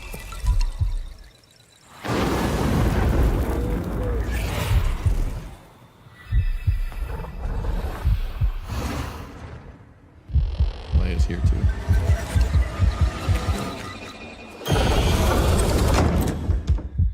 I mean, you have a PC MVG. That's true. That's very true. Phasmophobia. They literally do like 10-second trailers.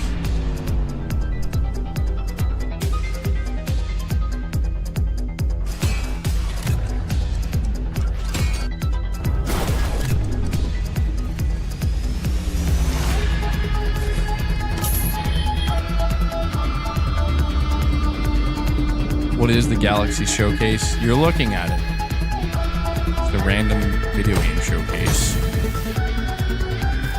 Seemingly. I think this looks great.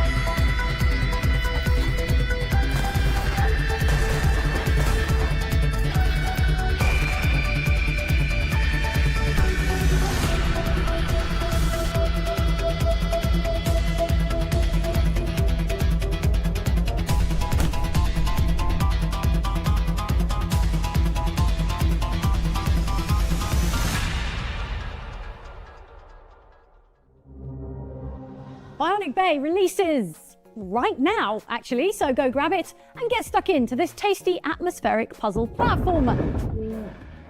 Will you keep it down over there? I'm trying to host a showcase. Yeesh. Some people, bad neighbors, they can really drive you crazy. Don't believe me? Check out this next game.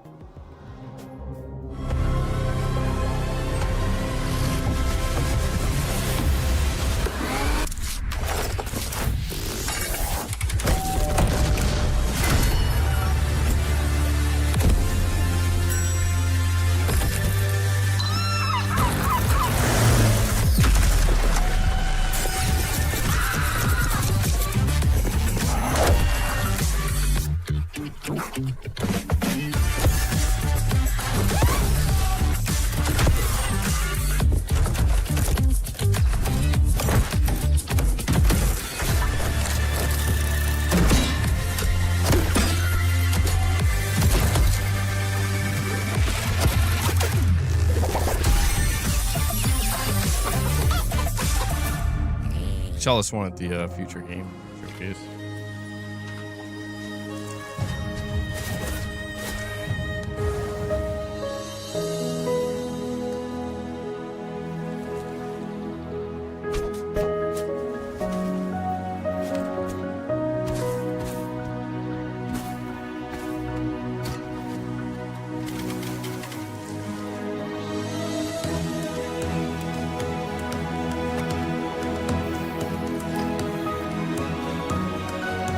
Boss, come here.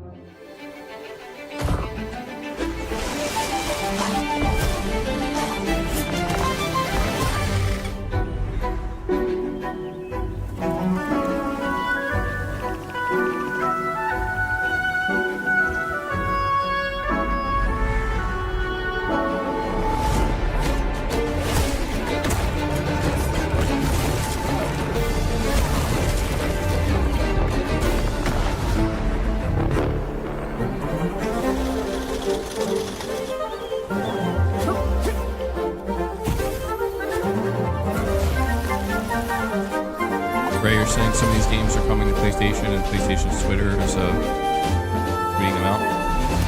Pretty cool. Doing that. Earthburn Jim would indeed bring the word Ruby back. Every time I hear Ruby, I think of Evil Dead. Ruby. The Nightling is a good old-fashioned action-adventure with combat, puzzles, and traversal while making effective use of your shield. Thanks, shield. Next, we return to the dangerous and weird world of Control. Right now, just for you, here's an exclusive new look at Remedy's upcoming co-op first-person shooter. This is FBC Firebreak. Jerry, I'm working on a recruitment poster, and I need a slogan. What about Firebreak? Help us, help you. Too soft. Let's go with You Need Us. This place is hotter than hell. Get out there and get that heat under control. Oh, God, it burns. Oh, that's better. It gets hairy out there. Watch your back. Sticky.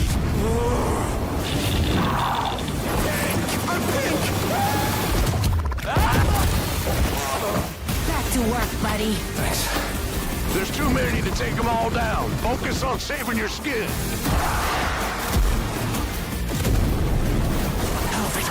Elevator. Job done.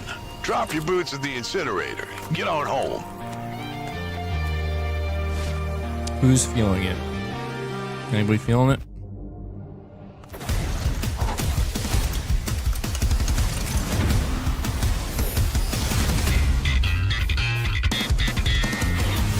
Funky ass bass right there, bro.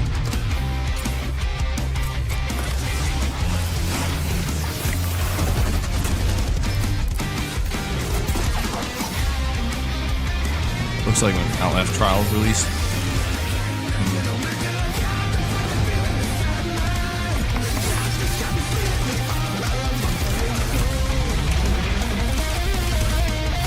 Okay, you think it looks decent. Thinks and says this game doesn't make the seriousness of Alan Wake Control. Really takes me for a loop and not in a good way.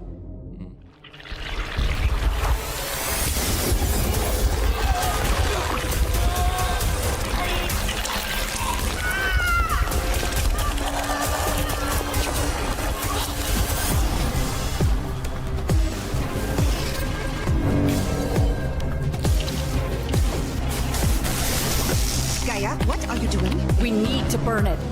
There's people in there! We have no choice! Incineration sequence activated. 10, 9, 8, 7, 6,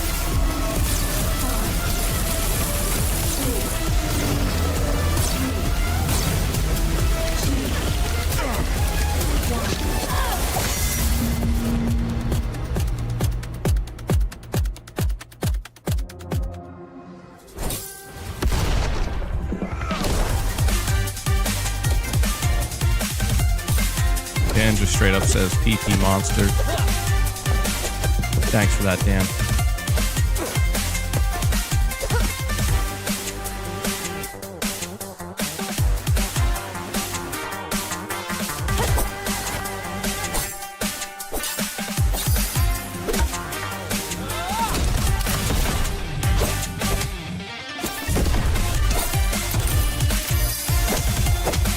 Sick wankers. Gotta ask why you reacting to this. I was debating on whether I should or shouldn't. And chat was like, maybe we should. And I'm like, alright. I should have went with my gut on this one. Not gonna lie. Not gonna lie. I'm just waiting for it to end at this point. No offense to the games. Ow! Why did you stop? Forgive me, Princess, but I haven't been completely honest with you. That was Nice Day for Fishing, an entry in the rare fishing RPG genre. If you're angling for a good time, get your pre-order in now. All right, friends, we are getting close to the end of the show, but before we finish, let's crank up the coziness. Our next game lets you escape the hustle and bustle and set down roots on a tropical paradise. Plant crops, design your dream home, and yes, before you ask, Nicodemus, there you're are building an plenty engine. of romance options. It was my first question also. let's check out Star Sand Island.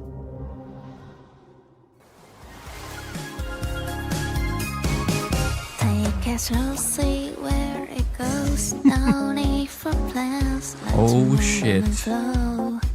Coffee in hand, sitting by the shore.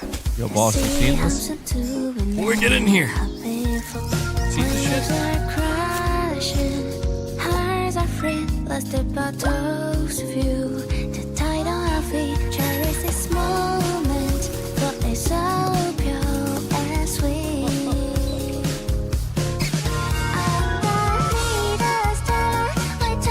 Somebody drop 6 memberships right now. I'll do some reps while this song plays. Of course the destination matters. Every time I race through the waves, My wife just yelled in the other room she's gonna play this. Next time I set sail, I hope you join me. You're going back to...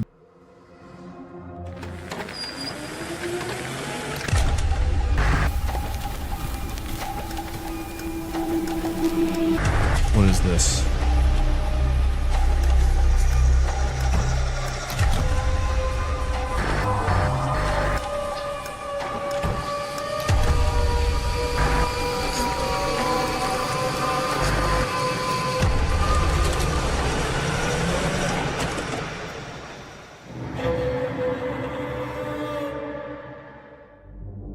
Maybe?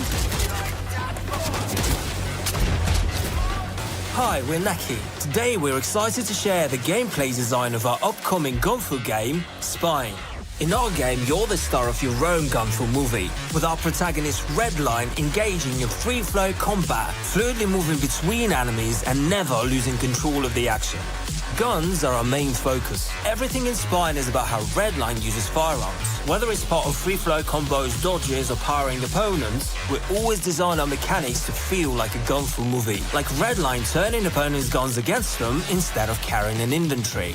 She can use spray paint to blind her enemies, attack with nearby objects, and use the environment to her advantage. Reminds me of John Your Wick. Gunfu skills will be tested against both regular foes and powerful bosses, while Redline's spine implant will sharpen her reflexes to even the odds. Dare to take on a bigger challenge? Turn on hardcore mode and wishlist Spine today.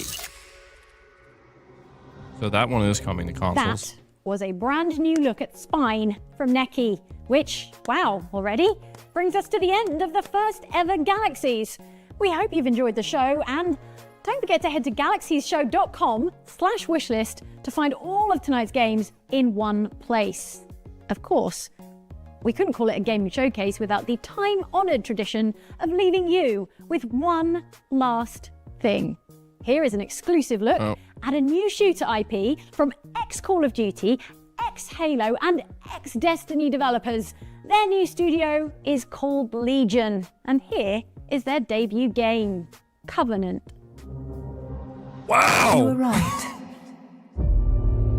Everything about that sounded The winds are original. changing. They've grown dissonant. Maybe it'll be good. I'm busting their balls. Concord 2. It was the 77th year. Dawn of the Composer War. The day of Malak's fall. And my eyes adapted to the dark. A great sword guards the city, and it faces every way. Another bird falls from its nest. Then come and let us have words. 100 kingdoms could not stop what is coming. If you do this, you shall never see rest, save to strip the dead. So be it.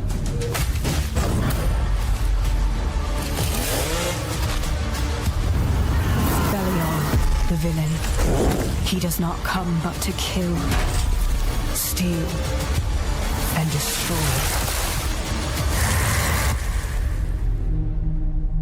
This burden. That looks pretty is sick, now actually. yours. Yeah. I mean, it sounds like it's got a lot of talent behind it.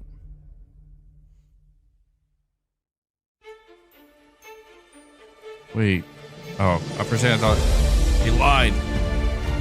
That wasn't the last game. Let me, well, that was a, showcase of some kind.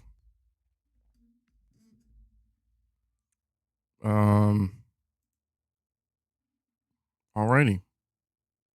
Here we are. Let me get this out of here. Go back to...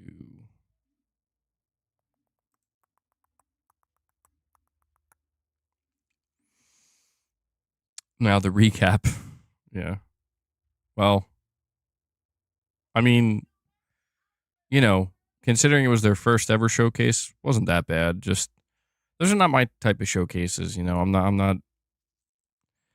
don't really get too excited with the showcases that are focused on mostly indie games. You know, a lot of stuff's PC only, so we're better off just watching PlayStation's Twitter. No Attack of the Cobra Chickens. I'm uninterested.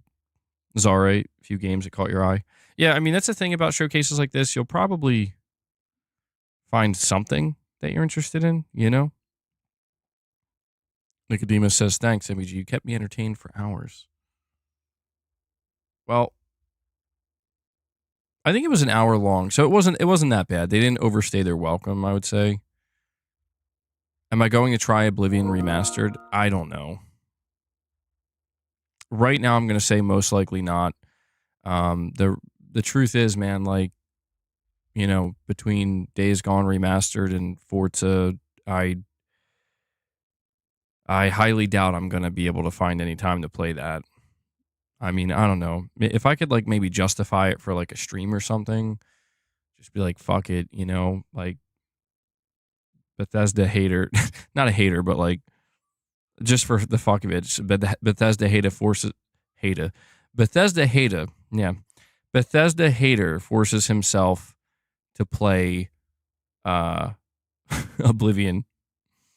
Corey, you're saying Forza can F up? You don't like Forza, bro?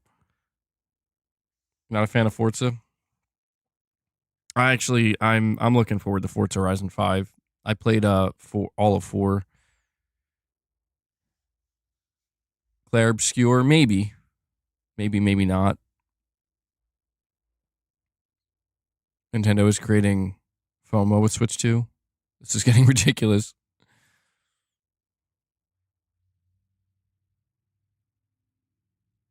Would be a fun stream for Oblivion. I don't know. We'll see, man. We'll see. Forza's not for you, Corey? Yeah, I mean, I feel like racing games in general, you know, there's so many different types. The thing I like about Forza is it's I don't know, it plays really well, but it doesn't take itself too seriously. It finds that good mix of like racing sim and arcade racer. You know, it has like a good, like the perfect blend, I would say. It's not too sim, but it's also not like over the top arcade. It's right in the middle. Sage, you like Forza? I'm curious to see how much I'm going to like it compared to when I was playing a Forza Horizon 4. I got every achievement for that one. But I think, to be honest, I'm most excited to dive back into Days Gone because it's been a long time since I played that game. And I'm curious to see if I enjoy... I'm curious to see if I enjoy Days Gone more this time around or not, you know. I don't know if it can match my first time playing it. Probably not. You played GT7? I played a little bit of GT7. I struggle with the... GT7 was enjoyable. It's too, you know, it's too racing sim for me. I get frazzled, you know. I'm like, what the hell? You haven't played your PS5 in a long time. Is Days Gone worth it? I mean, I really enjoyed it. I thought Days Gone was great. So it's an easy recommend for me. But, you know.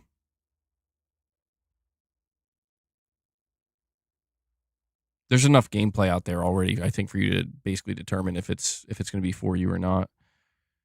But I really enjoyed it. Yeah. I'm stoked to go back to it. God, I wish these games weren't all dropping so damn, like, what the hell is it at the end of April? Like, all these publishers are like, we're just going to drop our games all right now. Yeah, the hordes were great. That's what I'm saying. Like, they're saying in the blog post that they put out, up to 800 infected in a single horde. It can go up to 800. I'm like, that's nuts. But yeah, once you get a feel for how to handle the hordes and take them on, you get stronger, get better weapons. I mean, it gets really fun. The only thing about Days Gone is it takes a little while to build up to the hordes. Like, the hordes, I think, are the best part of that game. And the game takes its time to get you there. But when it does, I think that's really when it starts to hit its stride. Yeah, Dawnwalker looks good. Saying Forza's not a true racing sim compared to Gran Turismo. I agree with that. Hey, MBG, why is there no Series X Pro? I don't know. Phil Spencer, when he was asked about that, said that they just weren't doing it this time. I mean, maybe that was a smart move, It probably would have been very expensive to produce a mid-gen console, for Xbox, and how many people really would have bought that? All right, guys, we'll do like a last call for any fan funding. I just realized we're beyond the 4-hour mark at this point. So we're sitting at 44 members. If you guys want to get us to 50 before we close it out, feel free to do that. Or if you have any super chats you want to drop or direct donations, anything of that nature, we'll be probably chatting here for just a couple more minutes, and then we'll call it a stream.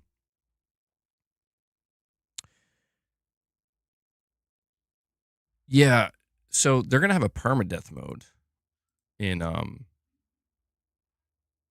they're gonna have a permadeath mode in Days Gone this time, and they're gonna give you two different options. Option one with the permadeath is like you can do it, I think, by chapter. So if you die, you have to go back to that chapter. If you want, though, you can do permadeath for the entire game, which is nuts. Which means you're gonna go all the way back. And Corey the Legend comes in and drops that 5 bomb for you guys. Corey wants us to hit that 50. He brings us to 49. He wants us to get to that goal.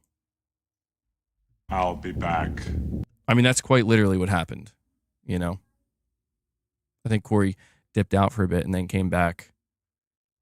So we are now at what are we at now? 49, I said. Where's the wait, where did my member goal text go? Oh, there we are. So we're 1 away for Boss. We'll make Boss do some reps, dude. Somebody drops one more gift, I'll make Boss do 5 jumps. 5 high jumps. Get some exercise in, work off some of those treats. I was playing with him a little bit during the showcase. Saying we don't need it because the console is dead, Phil Spencer. No, I don't think that's what he said. Something tells me that's not what he actually said.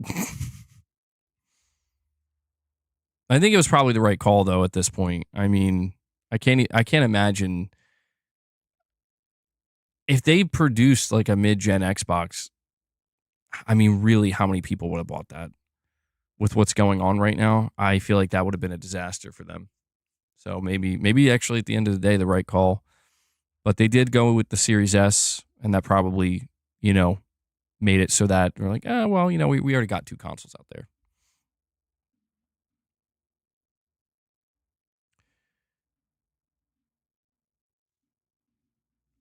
By the way, guys, I see some of you are heading out. As you're heading out, if you haven't already, please just hit that like button for me.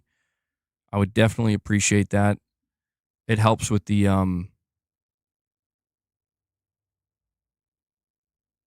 It helps with the algorithm for sure. So, Twisted Metal Season 2 premieres on Peacock July 31st. All right. Well, there's already a Series X Pro that's called the PS5 Pro. I mean, yeah, kind of. I see where you're going with that.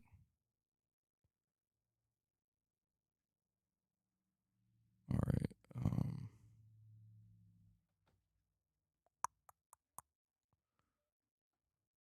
Holy shit. DJ Goats recognized. Guys, come on. Corey got us to 49. We're going to be left out to dry here for one more. One more. We could do it. I believe in you guys. We could do this.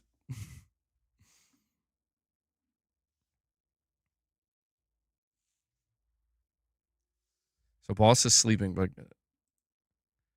about to wake his ass up, do some reps. Boss, you ready to do some reps? You guys start working off some of those treats. All right. Well, I want to encourage you guys to drop that last gift, but 49. We do 4. We'll do 4 boss reps. That seems pretty good. MBG will start crying. Hold on.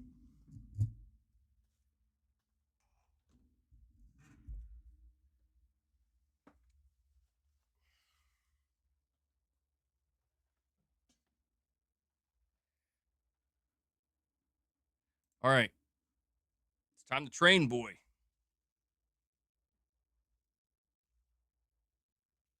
You ready? We got to give him 4 good ones. Come on. He's going to get all lazy on me. And Titus does it. Titus drops a single gift, and he gets us to 50. Titus, thank you so much for that, man. Let's get some W's in the chat for Titus as we let Boss do his reps here. Thank you. Appreciate it.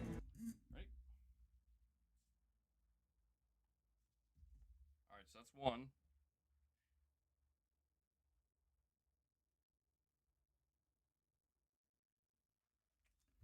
2. Come on, boss. I know you can jump higher than that.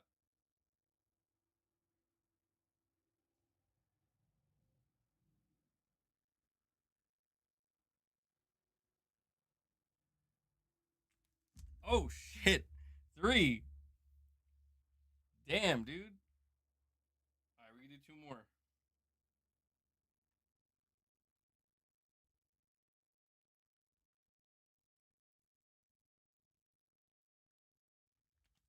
Oh, okay. Be careful, dude. That was close.